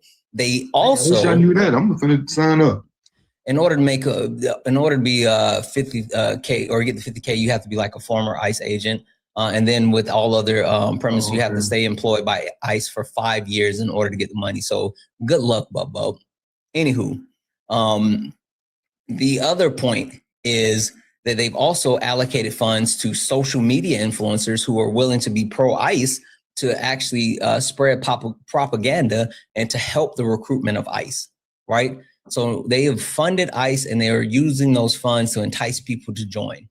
Now, you also couple that with the fact that ICE has a physical portion where they're supposed to actually pass a physical fitness test in order to be able to join. They've reduced the physical fitness test twice and people still couldn't join. So they ended up actually removing it completely. So now you don't even have to take a physical fitness test in order to join ICE, right? They actually reduced the background requirements. So now it's not even as strict as it was as far as going through the background checks in order to join ICE, right? That's opened up the doors to a bunch of these hate group people who have joined. You've seen the influx of Oath Keepers, Proud Boys, Boogaloo Boys. All of them have actually become members of ICE because of that, right? You also take a look that now it only takes 8 weeks to become an ICE agent. Wow. 8 weeks, right? They completely reduced the amount of time that you are able to, or the amount of time that it takes in order to be able to become an ICE agent. So they've given them, hold on, I'm not done. They pumped up the message. This has been a campaign promise by Trump. They've given them money, incentives. They've reduced the requirements in order to be able to actually join ICE. They have even flaunted the Constitution for ICE. They've told governors that ICE agents have federal immunity. They've allocated additional law enforcement agencies, federal law enforcement agencies to ICE, 20%, right? So there's the FBI helping out, the U.S. Marshals helping out. And then even more than that, they have told ICE agents that they don't even need warrants anymore to enter people's premises. So they have given them unconstitutional coverage to do whatever the fuck they want, right? So think about this one for a second, Adonis.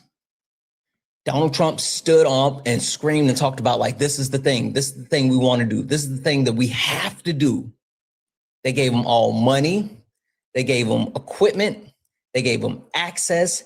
They gave them protection. They reduced standards. They did all of these things to be able to make ICE the best possible deportation agency there is, right? Mm-hmm. But they're still deporting at a lower rate, or they're still deporting at a lower rate than the Biden administration or the Obama administration. Think about that. They have more money, more access, more resource, more people, more everything, but they're still doing a worse job at deportation than the last 2 Democratic presidents. So I guess my question, Adonis, is if they have all of these things, but they're still not doing their job at the level or better than the other people who didn't put this type of resource and focus behind it, wouldn't you think that's stupid to still support them? Like if they have all these things and they're still bad at their job, wouldn't you think it's stupid to support them and say, like, hey, we need to do something different because we're wasting so much shit because they have all of this and they still can't do it? I can't say that because you're comparing 8 years or 4 years each president to just 1 year. I'm not comparing the total. I'm comparing the rates. Have to be the rates. No.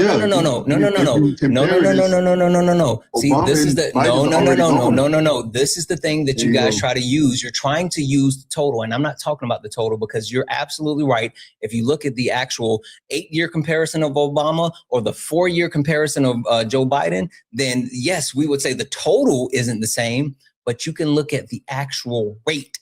You can look at the rate as far as deportation based off of the time frame. And the point is that Donald Trump, while allocating all of these additional resources, stacking his rate up beside the other 2 presidencies, the presidencies fall short as far as the rate that they deported.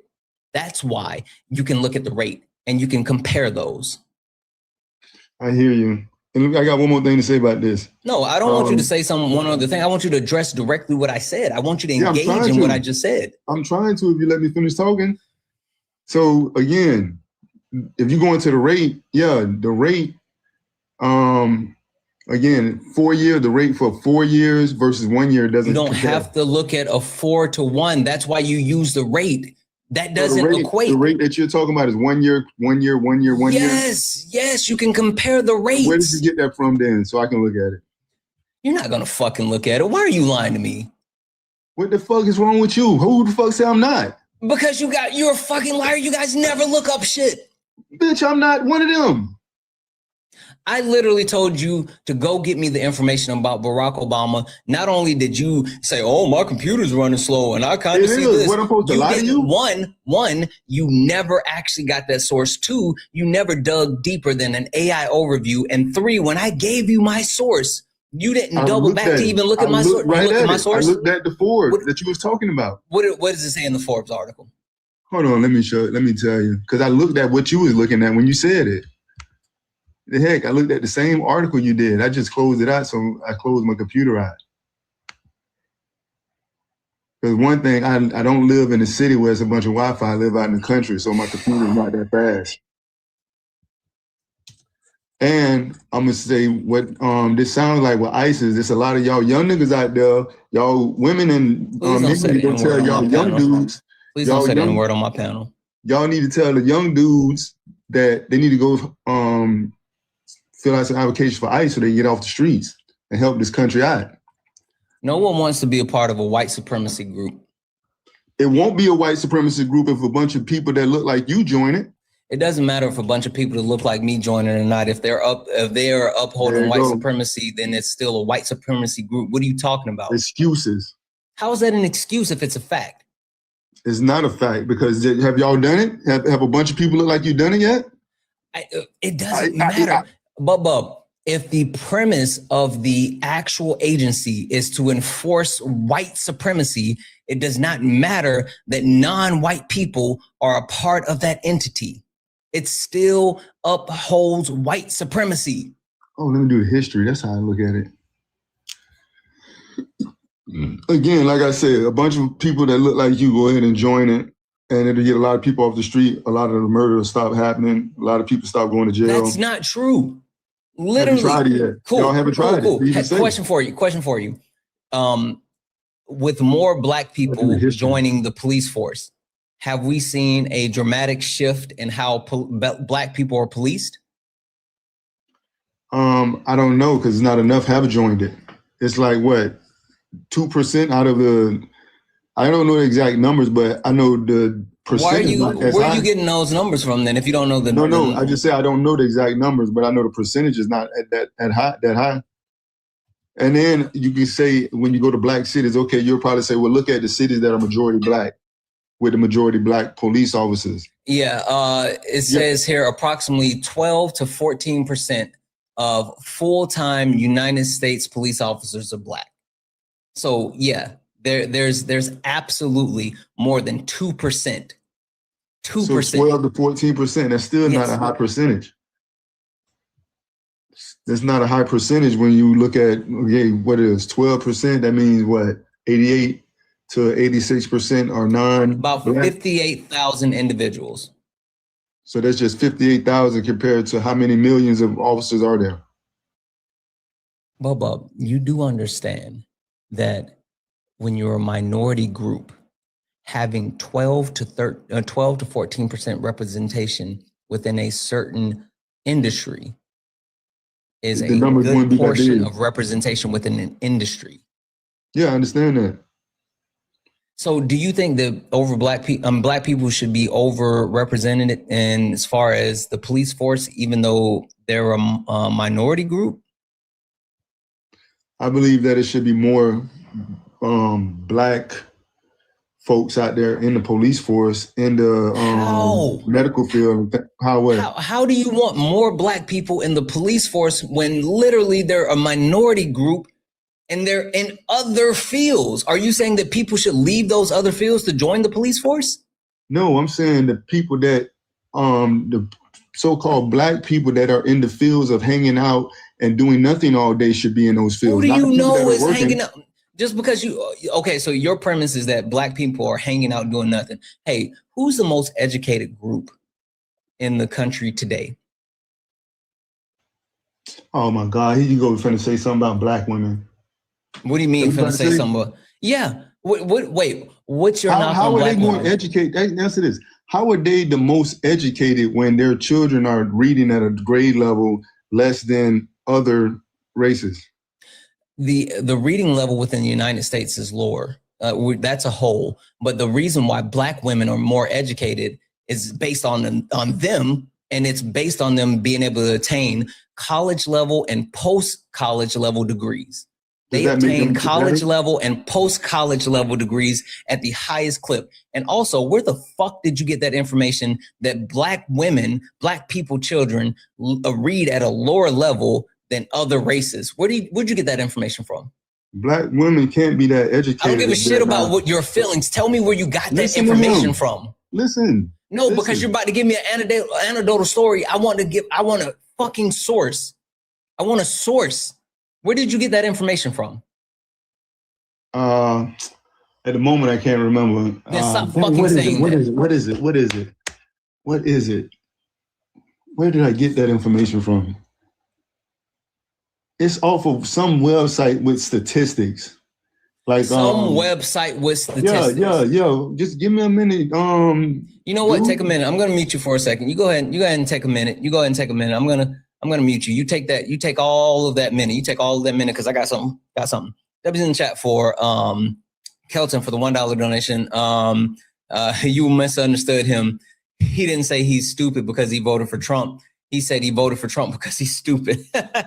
W's in the chat for Kelton. W's in the chat for Mike for the $1 donation. And this caller is so ignorant. He doesn't seem to understand that ICE would just take us and then laugh as they unleash us on us for nobody that wants the job. That just because they don't want you, because they, what do you say, Mike? Just because they don't want you because you're you, they want you because you're going to F over your people. I get what you're saying. There's a lot of you. Yeah. W's in the chat for Mike. W's in the chat for the Mighty Pen for the $5 super chat to say Obama wasn't selling foreign policies to the highest bidder. He was not. He absolutely was not. And W's in the chat for Cat Whiskers, who sent out 5 YouTube memberships. Holy shit! Thank you so much for sending out those 5 YouTube memberships, guys. If you got one of those, 1, say thank you in the chat. 2, get in the Discord. If you are a member over on YouTube, you get access to the Discord, a bunch of really cool emotes, all this other great stuff. So boom, boom, boom, boom, boom. W's. And W's in the chat for Cassie for the $1 donation. I'm gonna agree with you, but I can't read that message out. I'm going to agree with you, but I can't read the message out. Hey, chat, got a question for you. Again, hey, I see someone saying, oh, never mind. Chat, question for you. Look at Liz. Fucking read my mind. W's in the chat for Liz. W's in the chat for Maggie for the $1 donation saying, isn't Trump suing the U.S. government for $230 million? That means taxpayers pay that. Exactly. Let's get it started. You guys already know what I was about to say. You said about time. You guys are so fucked up. Starting. What are we doing? You guys, oh my God, you guys are the worst. You're the best, but the worst. W's in chat for Jeffrey for the $5 donation said, he said the site with statistics like ESPN. Fucking right. Do it. All right. I didn't even have the question, but fuck it, we'll do it. $100 kick fund. If you would like to add to the $100 kick fund, you know what to do. Cash App, PayPal, Venmo, not over on YouTube's, but if you want to donate to the kick fund, $100, we get them up out the paint. Cash App, PayPal, Venmo. Santana speaks for you. If we acquire a total $100 kick fund, we will get them up out of here. Until then, Adonis, you still have the floor, and I would love for you to be able to provide that source with the site that has these statistics on it. Like I say, one, I can't remember it, but I can say go to NAEP. I believe that's one of the sites. NAPE. I don't really remember. I think, what's that, like the what's national NAPE? Card? What's NAPE? NAPE, which is the National Association of Education. You said NAPE. NAEP. I apologize. Okay. I apologize. The National Assessment of Educational Progress. Is that what you're referring to? Yeah, that's what it was. And now what am I looking for? According to that, majority of people are like post. According to what? This is just a website. According to what? What are we going to? What are we looking for on this that proves that? I don't know exactly what you're looking for, but from what I'm seeing, from what I did see on that, you know what I'm saying? It said the blacks were at like black people, not the blacks. Black people. 209, and freaking whites were freaking like white people. Why do you keep saying? Why are you saying blacks and whites? Black people, white people.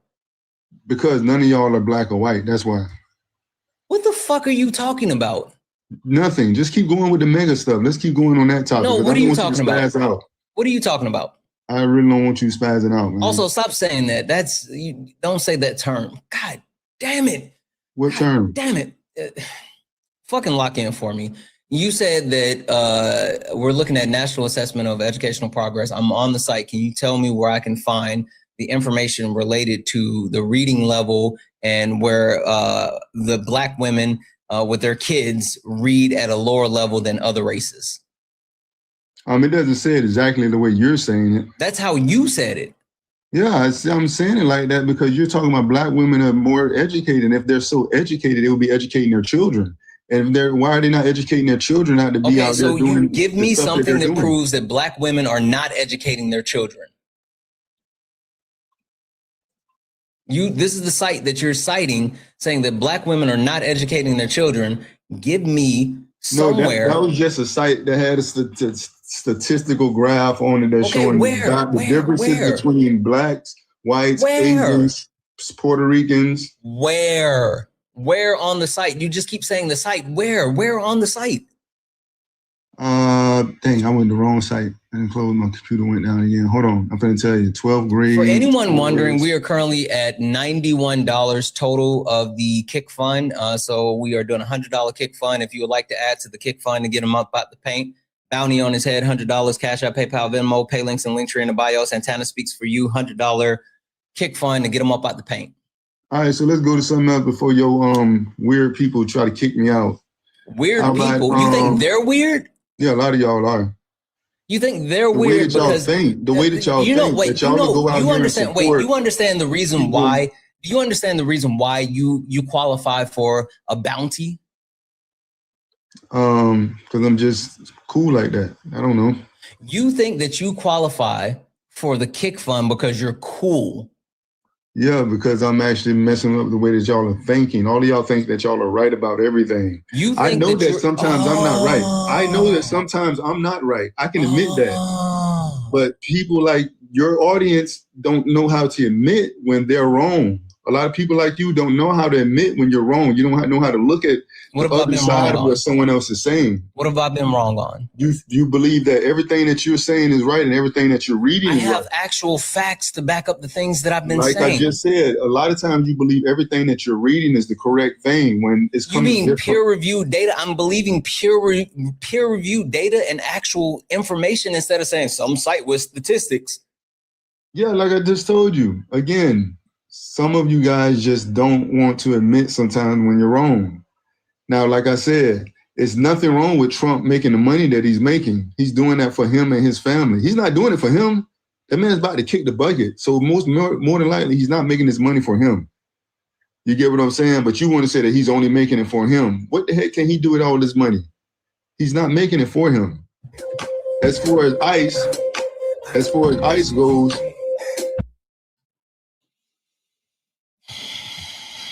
you can't fix stupid. You can't fix stupid. Holy fuck. W's in the chat for King Phoenix with the $5 super chat to say it's funny how what's funny is how racists flock to MAGA thinking that it's a white power movement, completely missing that it's actually just a rich power movement. Fucking exactly. W's in the chat for Stacy for the $10 for the kick fund. W's in the chat for Jared for the $5 said donated to the kick. And this unfrosted mini wheat who gets his sources from Trust Me Bro's side of his brain. Holy fuck. W's in the chat for Jonna for the $9 donation saying in this please. Absolutely. W's in the chat for let's see here. Barber, $10 towards the kick fund said, I can't take any more. Here's my last 10. W's in the chat for Cassie for the $1 donation saying, yep, definitely one of them. Yep. W's in the chat for Tabitha for the $10 donation saying, you have an Adonis up before it on late night. Oh, was that him? The one that was on the oh, that was him. The one that was saying that he wasn't black. That's why he said that shit. Yes, I remember now. He was saying that he wasn't black. I remember. That's why he gave me a fucking headache just now. I remember him. He was saying, I'm not black. I said, turn on your fucking camera. Whole ass black man. Whole ass black man. He also said that even though he follows Christ, he's a follower of Christ, but he's not a Christian.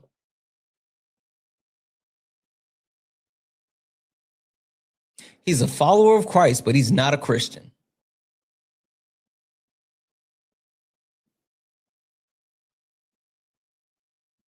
The fuck are we doing?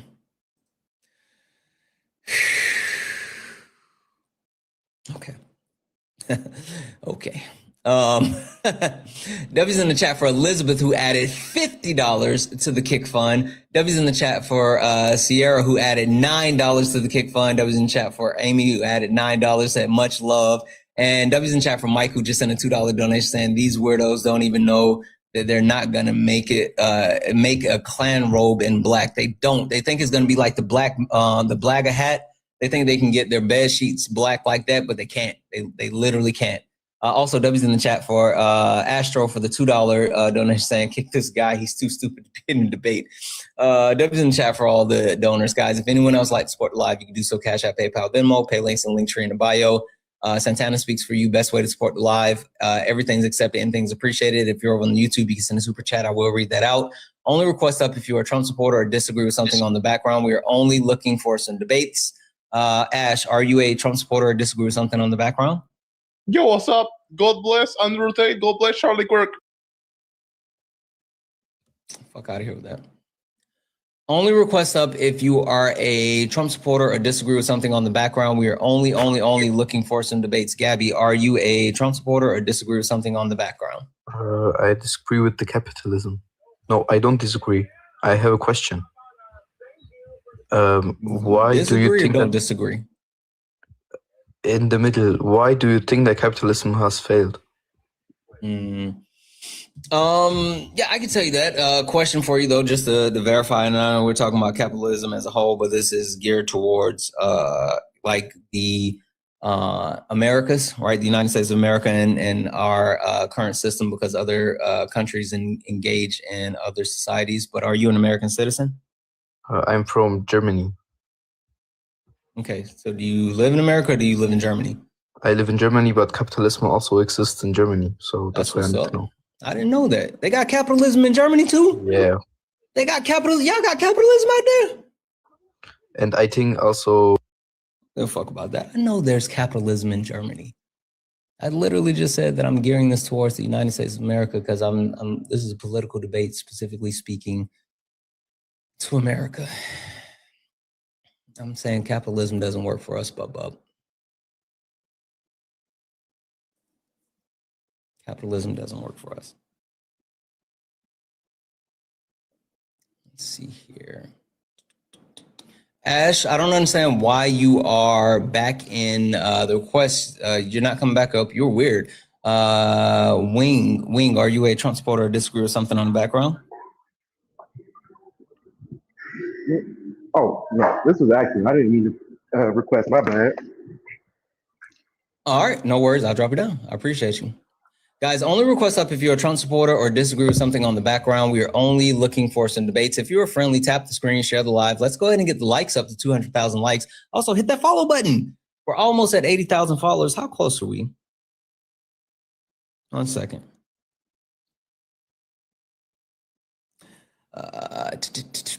We're like 200 short. We're like 200 short. Make sure if you look up at the top, you see that we're a follow. You're not following me. Hit that follow button. Hit that follow button. We're so close to 80,000 followers on the main account. We're so close to 80,000 followers on the main account. Hit that follow button, please and thank you. Please and thank you. Also, follow the backup account. Follow the backup account. W's in chat for Dr. Ambrose, who sent a $5 donation saying he probably had CTE in high school. Not gonna hold you. At one point, I thought I did too. I got hit so hard from the blind side as I was pulling, and like fucking DN smashed down the line. I didn't see him. Put my ear hole in front of me, and I was. I could have sworn I was concussed. W's in the chat for Eugenia. Hey, Eugenia, who sent a $2 donation. I'll read this off in a second. I got to make sure I'm locked in because this person. America's finest. Are you a Trump supporter or disagree with something on the background? I am a Trump supporter and I disagree with almost everything on the background. Okay. You're not going to do anything weird, are you? No. Pinky promise? I promise. Ah, you lied just now because you getting pinky promise. Don't do the weird shit. Why you got to do the weird shit? Why you can't just debate? I'm not doing no weird shit. We can just debate. You hesitated. I know you're gonna do the weird shit because you wouldn't pinky promise. what kind of weird shit can I possibly do? I don't know, but you guys that do don't weird even work shit. in my. I'm telling you, that don't even work in my thought pattern. Whatever weird shit you're talking about. I don't believe you. I can't even come up with something weird to do. Most of the time you guys come up here and you like play "We Are Charlie Kirk," which I don't really give a shit about, but I'm on YouTube and like that fucks up the YouTube. But even more so, like they try to. A lot of you guys slur, and like I at the very least I would want you guys to update your slurs. But I mean, like I'm willing to talk to you as long as you don't do No, weird we're shit. good. So you pinky promise? I'm not doing no weird shit. You pinky promise? Yeah. What do you want to debate about? No, say you pinky promise. I pinky promise. All right, I'll pinky promise. I believe you. I'm gonna hold you to it. All right. So, as a Trump supporter, looking at the background, a couple of different things. I think these are hard political truths that we absolutely have to deal with, including MAGA is hypocrites. ICE is step one. Trump is he only cares about the money. Capitalism has failed us and black people. We tried to tell you. We told you, but you guys don't want to listen. Is there anything on the background that you completely disagree with and you think that you can defend the most? Well, I think that there's one that I agree with, but I actually love that. I love it. And I don't know if you're trying to put it up there as a bad thing, but I love that it's happening. That ICE is step one. Okay. But so you don't disagree with that. So what do you disagree with? All right. I fucked you up, didn't I? Because you was gonna do the weird shit, and now that I got you the pinky promise, you can't do the weird shit, and you weren't prepared to actually debate. I'm not doing the weird shit. You came up here to do the weird shit, and I diffused the weird shit, and now you don't know where to go. Come on now, admit that you didn't have a plan. Capitalism has failed. Okay. Capitalism has failed. Okay, we can talk about capitalism, but you still got to admit that you were planning on doing the weird shit. All right. So the reason why I say capitalism has failed is because our society as a whole. Not capitalism has failed in the sense of like the actual premise of capitalism, because there's individuals who have absolutely won capitalism. But the premise that capitalism does anything beneficial for everyday people is something that I completely disagree with. You see we have greater wealth disparities than ever within the history of our country. We live in a country where we have someone who's on course to make $1 trillion while at the same time having unhoused veterans who don't even have shoes walking around the country. And the people that actually participate in capitalism, either you're at the very top and you benefit, or you are in the working class, the proletariat, and you're just making the ultra wealthy wealthier. Right. So yeah, if you just bow down and allow the world to just do what it does, yeah. If you just take a 9-to-5 job, you don't create a side hustle, you don't create your own business, yeah, capitalism is going to walk all over you, especially if you don't work hard and excel in your career path. I agree with that to an extent. So like if you go and create a side hustle on your free time, then you put a lot of time and effort in both your regular career and in your side hustle, which by that I mean creating your own business, whether it's mowing lawns, snow removal on the side, cleaning out houses, junk removal. It could be a list that can just go on and on. You can actually excel pretty fast. When I first started doing my side hustle on top of my 9-to-5 that I had, I was making more on my days off and after work than I was making during my 9-to-5. And then it became so steady where I was like, why am I working a 9-to-5 anymore? Then I started doing my side hustle as a full-time career. And now I'm experiencing the beautiful part of capitalism, and I think that, people need to learn more about that instead of just being like, oh, you have to go to college, you have to get a 9-to-5. And some college careers are good, but most of them are not necessarily not good, but they're not good for the person who picks that career path and then ends up joining a different job trade. Okay, question for you. Do you think that you can side hustle and entrepreneur your way into $1 trillion?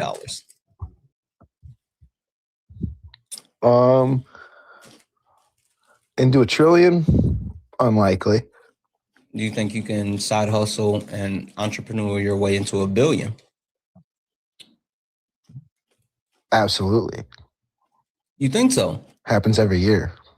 Happens every year. Okay. Absolutely. Okay. You know, look at Grant Cardone. Look at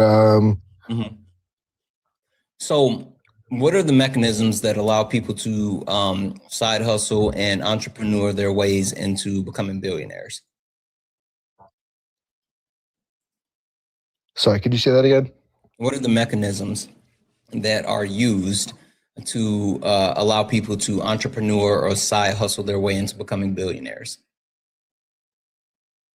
Right. So yeah, if you end up getting ahead through a side hustle that you turn into your full-time career, then you save your money, you act appropriately, you invest. That's the key thing, is investing. You're never going to make $1 billion off of the work of your labor. You have to invest your money. So you have to invest in most people do properties. Some people get lucky through like stock market or crypto or whatever else. We're not really going to talk about those because that's more luck than anything. But invest in general. You know, you can invest a little bit in the stock market. You can invest a little bit in crypto. You can invest a lot into what percentage of American properties. citizens do you think invest in like stock markets? I think it's more than you would think, unless you know Outside an exact of their 401k. stat. Yeah, unless Outside you know of an exact 401k. stat. I think that this generation is investing more and stuff like that with the F&P 500 and things of that nature. You know, people with technology are starting to learn how easy it is. You know, like if you invest $1,000 into an F&P 500 when your child is born, it doubles every 6 years roughly. So with it doubling every 6 years, you know, you could have enough in that account for the time that you throw it in a Roth IRA, so that way you can get your children can't touch it until they're 59 and a half. They'll have enough to retire by the time they retire, by the time it's time for them to retire, just off of $1,000 investment when they're born.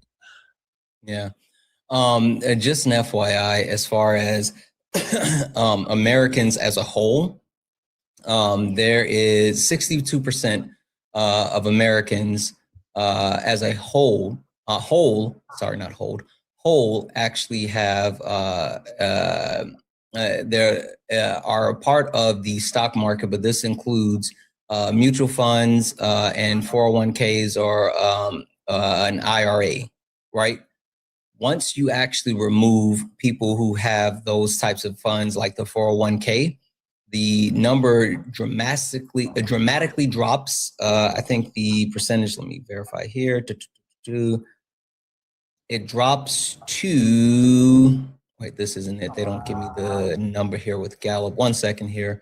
It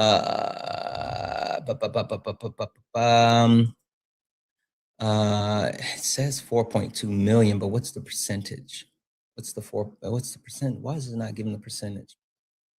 Oh, 21%. 21% of U.S. families directly hold stock that's outside of like 401k and all this other stuff.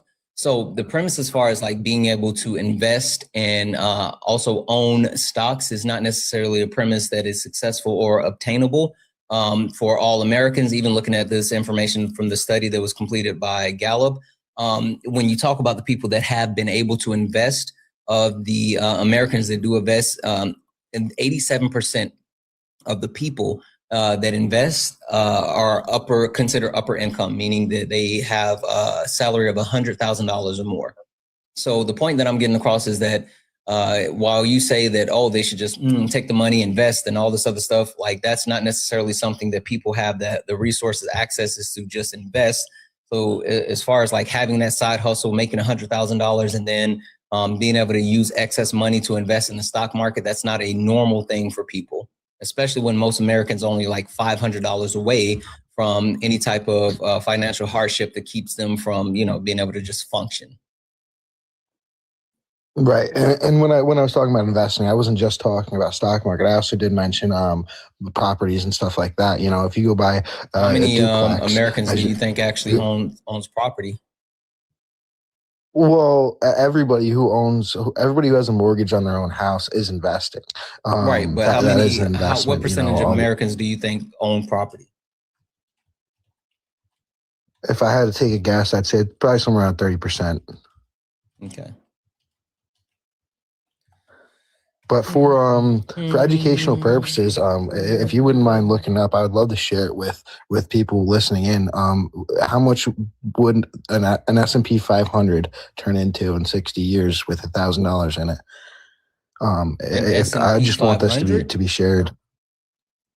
Yeah, S&P 500 stock. How much would it turn into in 60 years with just $1,000 investment? What stock? Well, the average S&P 500. So the S&P 500 is 500 of the best stocks. Are you saying that you're investing in a company like Vanguard or BlackRock and you just letting them divest your $1,000? What are you referring to? No. So so an S&P 500 is 500 of the best stocks combined into one stock, and it averages a growth of 10% every year. Yeah, it is. The S&P 500. Okay, 1 second. It's 500 stocks combined.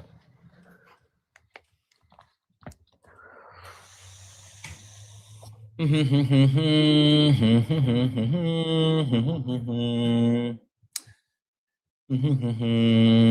the S&P 500 is the index that's used for the different companies, the 500 companies that make up the stock market, and it's traded, whether we talk about the Dow Jones, the NASDAQ, different things like that, that it's not 500 companies combined into one stock. Right. So what I was saying is 500 companies. They're still not combined into one stock.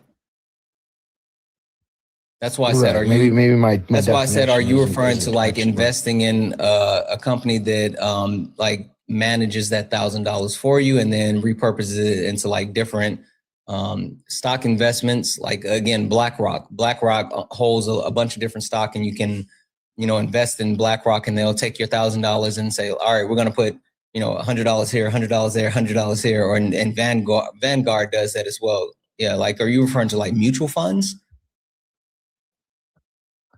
Well, I'm talking about, like, let's say if you go on, you invest $1,000 in any of the most reliable S&P 500 stocks, then it'll multiply. It does it for everybody who does it, and oftentimes, yes, it is most of the wealthy. That's why I was like, which stock are you referring to? Because like each stock has their own risk, and also like $1,000 buy-in for like the most secure stock it's not gonna.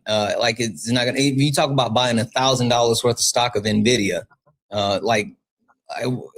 that doesn't move the needle. So it depends on what you're talking about. No, so what I'm talking about, so pretty much what I'm talking about is the most used, the most recommended, the most stable S&P 500. You go and buy $1,000. You're talking about mutual funds. If you look up right now, how much is your S&P 500?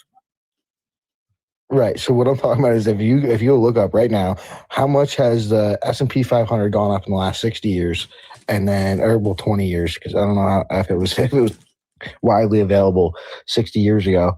Then you take that, it gains about 10 to 12% every year, and this is like one of the most stable things on the planet. I mean, this isn't a gamble. Are you referring to like? I guess in a way you can. Are you referring to like they pool your money and then they invest your money in the stock market and buy things like stocks, bonds, and other assets, and then allow you to actually gain money over time from how much you invest? Yeah, I mean, that's a mutual fund. That's what happens with a lot of these stocks, like, so Vanguard and BlackRock, they buy houses too. You know what I mean? It's not just them investing in other stocks. They're investing in actual assets. Yeah. Hey, Chewy. But actually, hold on 1 second. Hey, Chewy. What's up, Big King? You want to talk to him for a second? Yeah, I do, if you don't mind. You got it.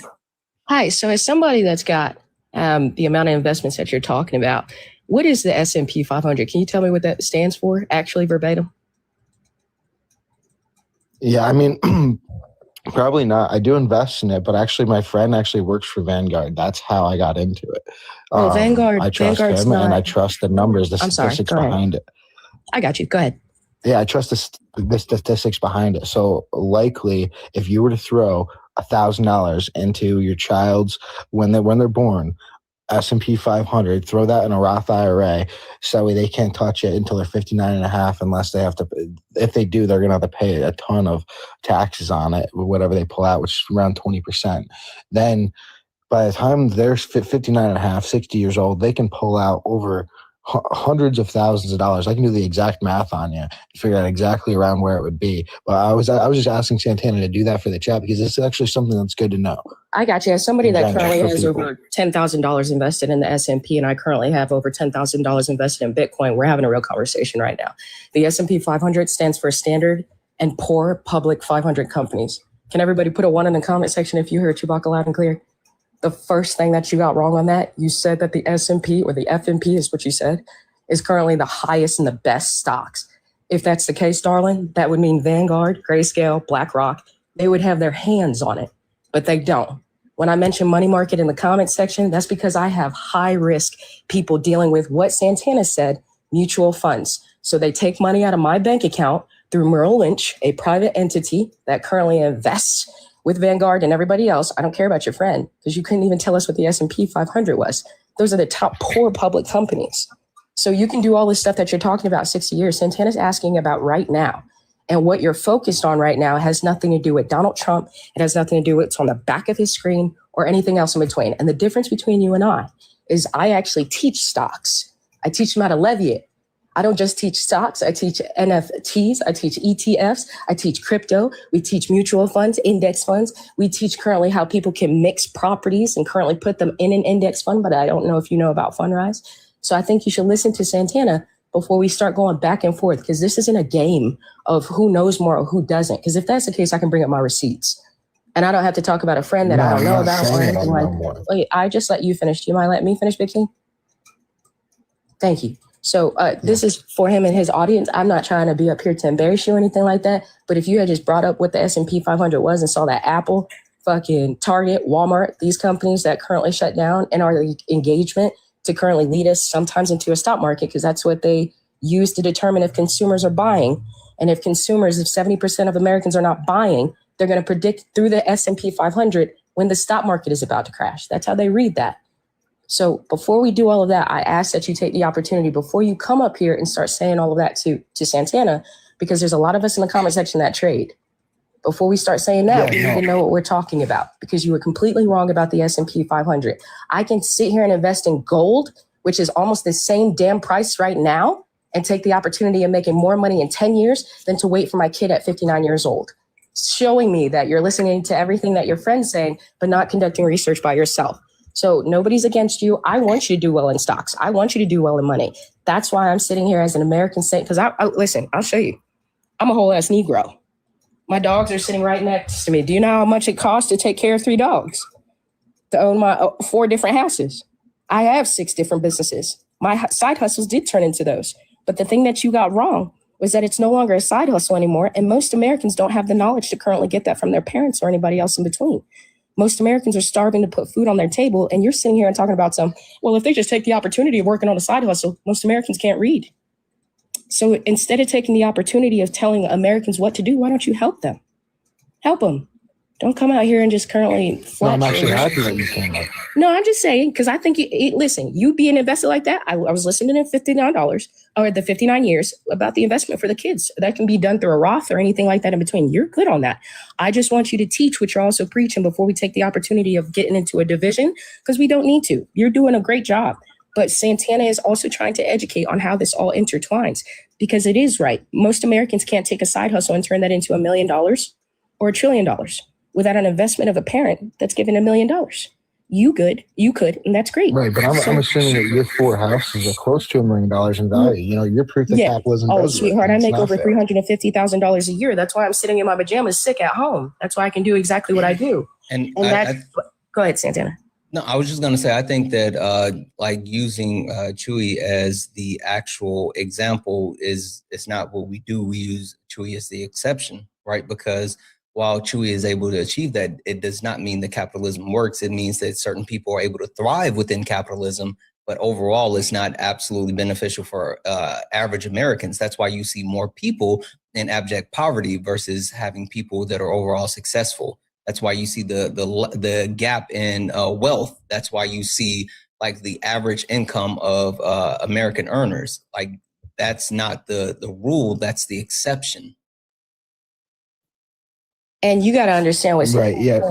I studied at different. I have the same amount of degrees as Santana, and I've studied in different continents. Santana is still doing more of a mission than what people are trying to regard. And what I mean by that, Mr. American, is when we take the opportunity of talking about what's on the back of his screen, I want you to take yourself out of that position and look at 70% of Americans every time. Like he said, I'm the exception. I never bring my finances or anything else in between up into a conversation of politics when I'm dealing with the normal American people. Because 9 times out of 10, I have no idea what I'm talking about unless I know what I'm talking about, which was what happened with the S&P 500. Right. So yeah, I had this conversation. I'm about to go fangirl in the comment section. Thank you, Santana. I appreciate you, Julie. All right. But yeah, so how the conversation all started was to do the same. Does everybody have around the same possibility of working up to something like this? That's where I was just trying to actually not like put myself on a pedestal. I was just trying to explain that like this is possible. Like there's ways to do a little bit extra and get ahead and invest that money, whether it's into housing or whatever. I know that I kind of got off topic of your backboard, but I feel like you asked me the questions kind of lead into that. No. Like we're good. I was trying to run you down the thought train and the logic. The point that I'm trying to get across is that just like I said with Chewy, right?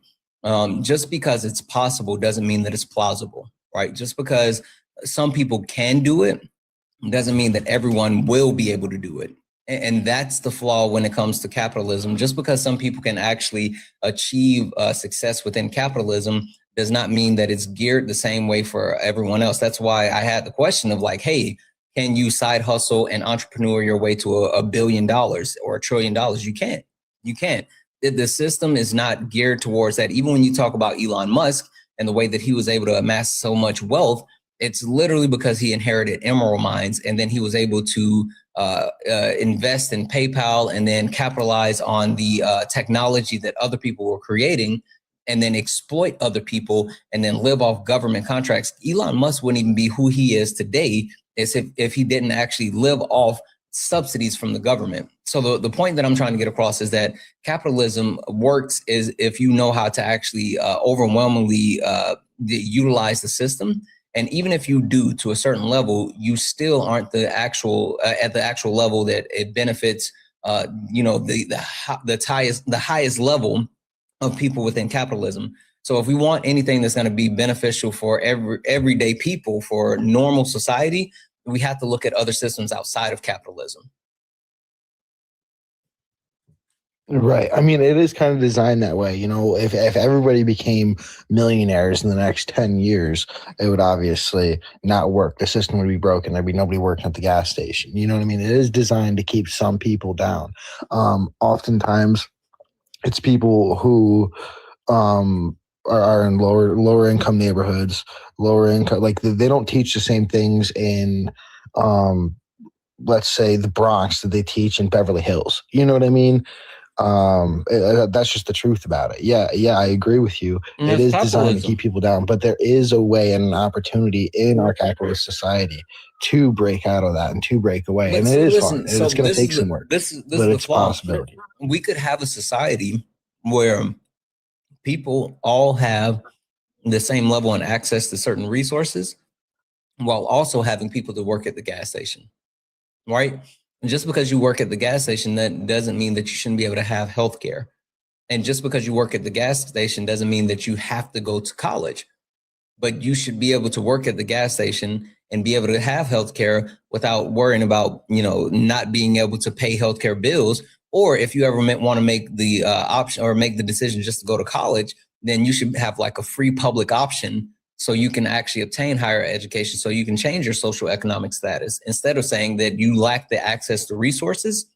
And so you have to stay in that same point. And that's capitalism. Capitalism says if you don't have, then you can't gain. And capitalism is all about gain. So do you think that we should stray away from capitalism here in the U.S.? Absolutely. Or we should revamp it? So you're more into like a socialism? Mm-hmm. And which, like, you can still, like, there's still rich people in socialist society. Like, there's no takeaway from being able to personally attain wealth, but it provides the ability for everyone to have access instead of disenfranchising people in order to, allow the top to have more. I mean, which socialist countries are doing like the best right now? I'm asking this genuinely. I don't know. Mm-hmm. Like I know that a lot of people, they talk about Canada. That's just because that they're our neighbors, and they're like, oh, they have free healthcare. Yeah, but their cost to living versus how much the average person makes is actually not as good as the U.S. You know, we make more, and the cost of living is actually less in the U.S. than it is in Canada. If you want to look that up to try to prove me wrong, I know that is the truth. Yeah. Sorry for chewing in the mic. I got it. Sorry. As far as ranking the different countries that are socialist, there's a couple of different indexes and a couple of different ways that they're ranked. But excuse me, looking at workersworld.org, combined with a couple of other resources, including the 15 democratic socialist countries and social democracies. They currently rank Norway as the top ranked socialist country, and they cite things like the public ownership of natural resources, higher taxes, and comprehensive welfare. It's followed by Denmark, which is known for robust welfare, higher quality of life, and a blend of capitalistic freedoms with high social security. Then there's Sweden, Finland, New Zealand. So there's, different rankings of different socialist countries that have been able to thrive and provide higher levels of life and quality for their citizens. Yeah, I think Norway is a great country, but like we're seeing a completely different population over there. It's a lot easier to control and to make changes than over here in the U.S. You know, like turning the U.S. into socialism would be like 100-year adventure. Okay. I don't know. I think that personally, I like it being a capitalist society. I think that's because you've been propagandized into believing that you can win capitalism, right? I mean, that's why you like it. You like it because. Do you think we should have universal health care?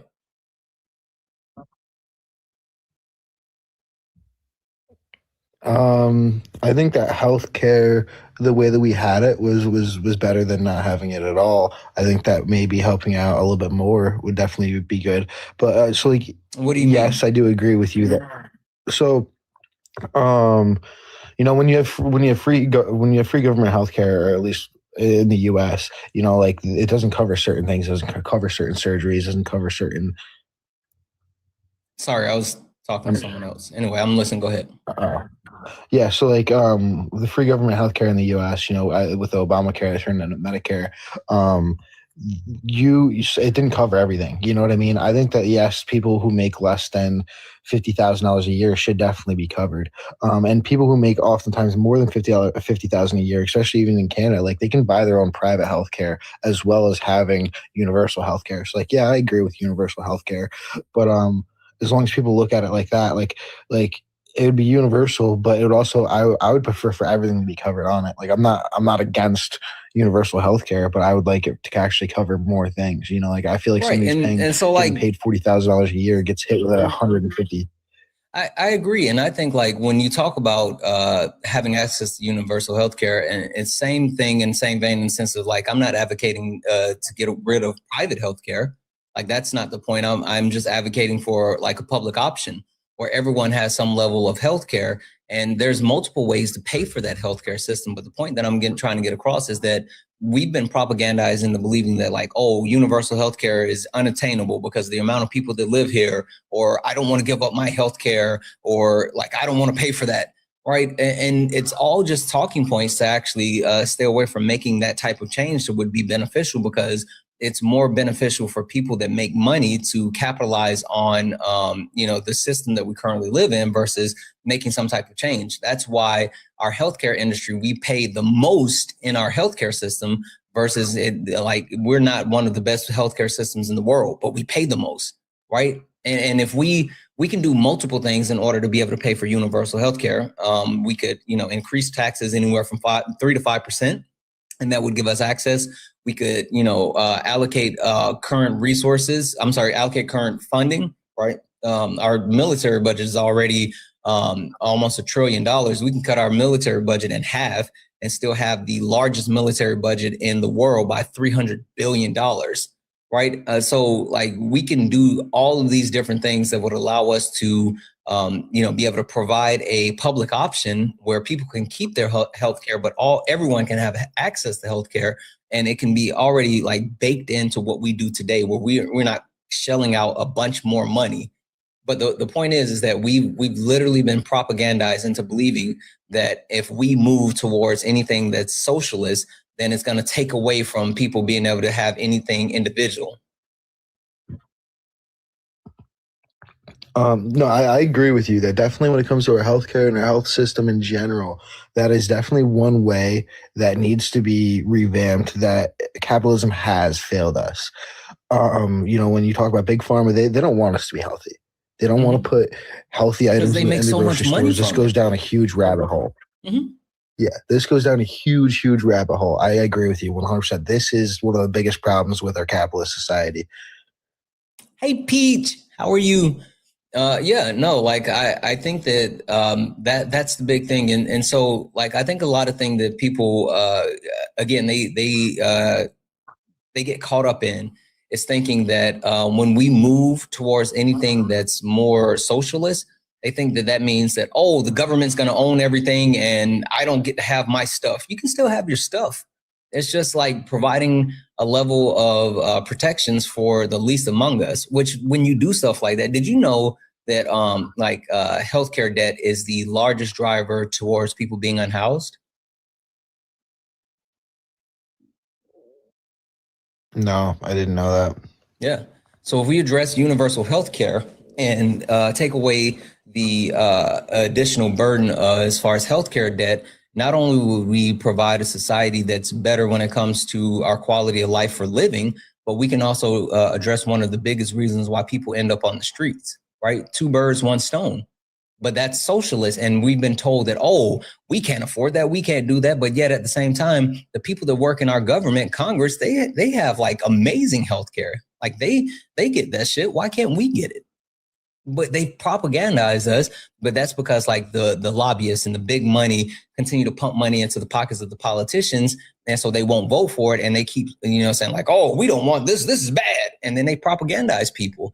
They push people away from anything that's not capitalism because capitalism directly benefits specific people. And so they fight to uphold it. And they use propaganda to get people, the have-nots, to try to hold it up.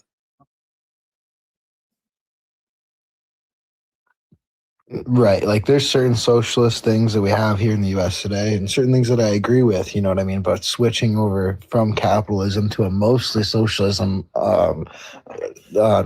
country, that's not something I'd necessarily be for. But yeah, if we got rid of the problem with healthcare and the problem with that whole situation, I think that would be beneficial. I think they'd stop putting stuff in the grocery stores, like I was saying earlier, that just you go into the grocery store, you can't find 100 items that are healthy, that are actually genuinely healthy for you, especially these big corporations, I agree with that one thing. I make up a lot of my own opinions on things. I don't just follow the propaganda and follow my. What I'll say is I agree in the sense of just getting people on board today is something that's damn near impossible, right? But I do think that the way that we make those type of changes, while I may be a leftist, I'm also a realist, right? And I understand that in order to be able to make any type of positive change, that it's going to take certain incremental steps. The one thing that I have a problem with is stagnation or even moving backwards. You mentioned the ACA before. The ACA was originally supposed to be the gateway to universal health care. But the ACA was, held up. They put in like a poison pill. They tried to repeal it multiple times because it had Barack Obama's name connected to it. And so we never got to actually develop it to the point of actually getting close to universal health care. And I don't just blame the Republicans for that. I blame the Democrats for that as well, right? The Democratic Party has not progressed the ACA to the point where we can get closer to universal health care. And that's because they had no real incentive to do so, because they have donors in their pockets just the same way Republicans have donors in their pockets. It's all about capitalism. Right. Yeah, that's one thing that I've always said is that Elon Musk, the only reason why he wants to get involved in politics and he wants to be Donald Trump's right-hand man is to kind of sway him into doing things that benefit him. He's not going to invest billions upon billions of dollars in anything without actually helping him in the long run. And that is what we're seeing, is that a lot of these people who are extremely wealthy are putting themselves in the pockets of these huge people in our government today. And they're trying to sway the votes to make it beneficial for them. And that's the point, because no matter if you're, a blue billionaire or a red billionaire, you're still a billionaire. So no matter who's in power, they're going to benefit you. And that, again, that's capitalism. And until we actually make a shift away from that, people love to talk about like, oh, we need to get money out of politics. We need to get money out of politics. Like, there's no way to just get money out of politics without actually addressing the overall capitalistic society that we live in. You can't half-ass it. We got to whole-ass it.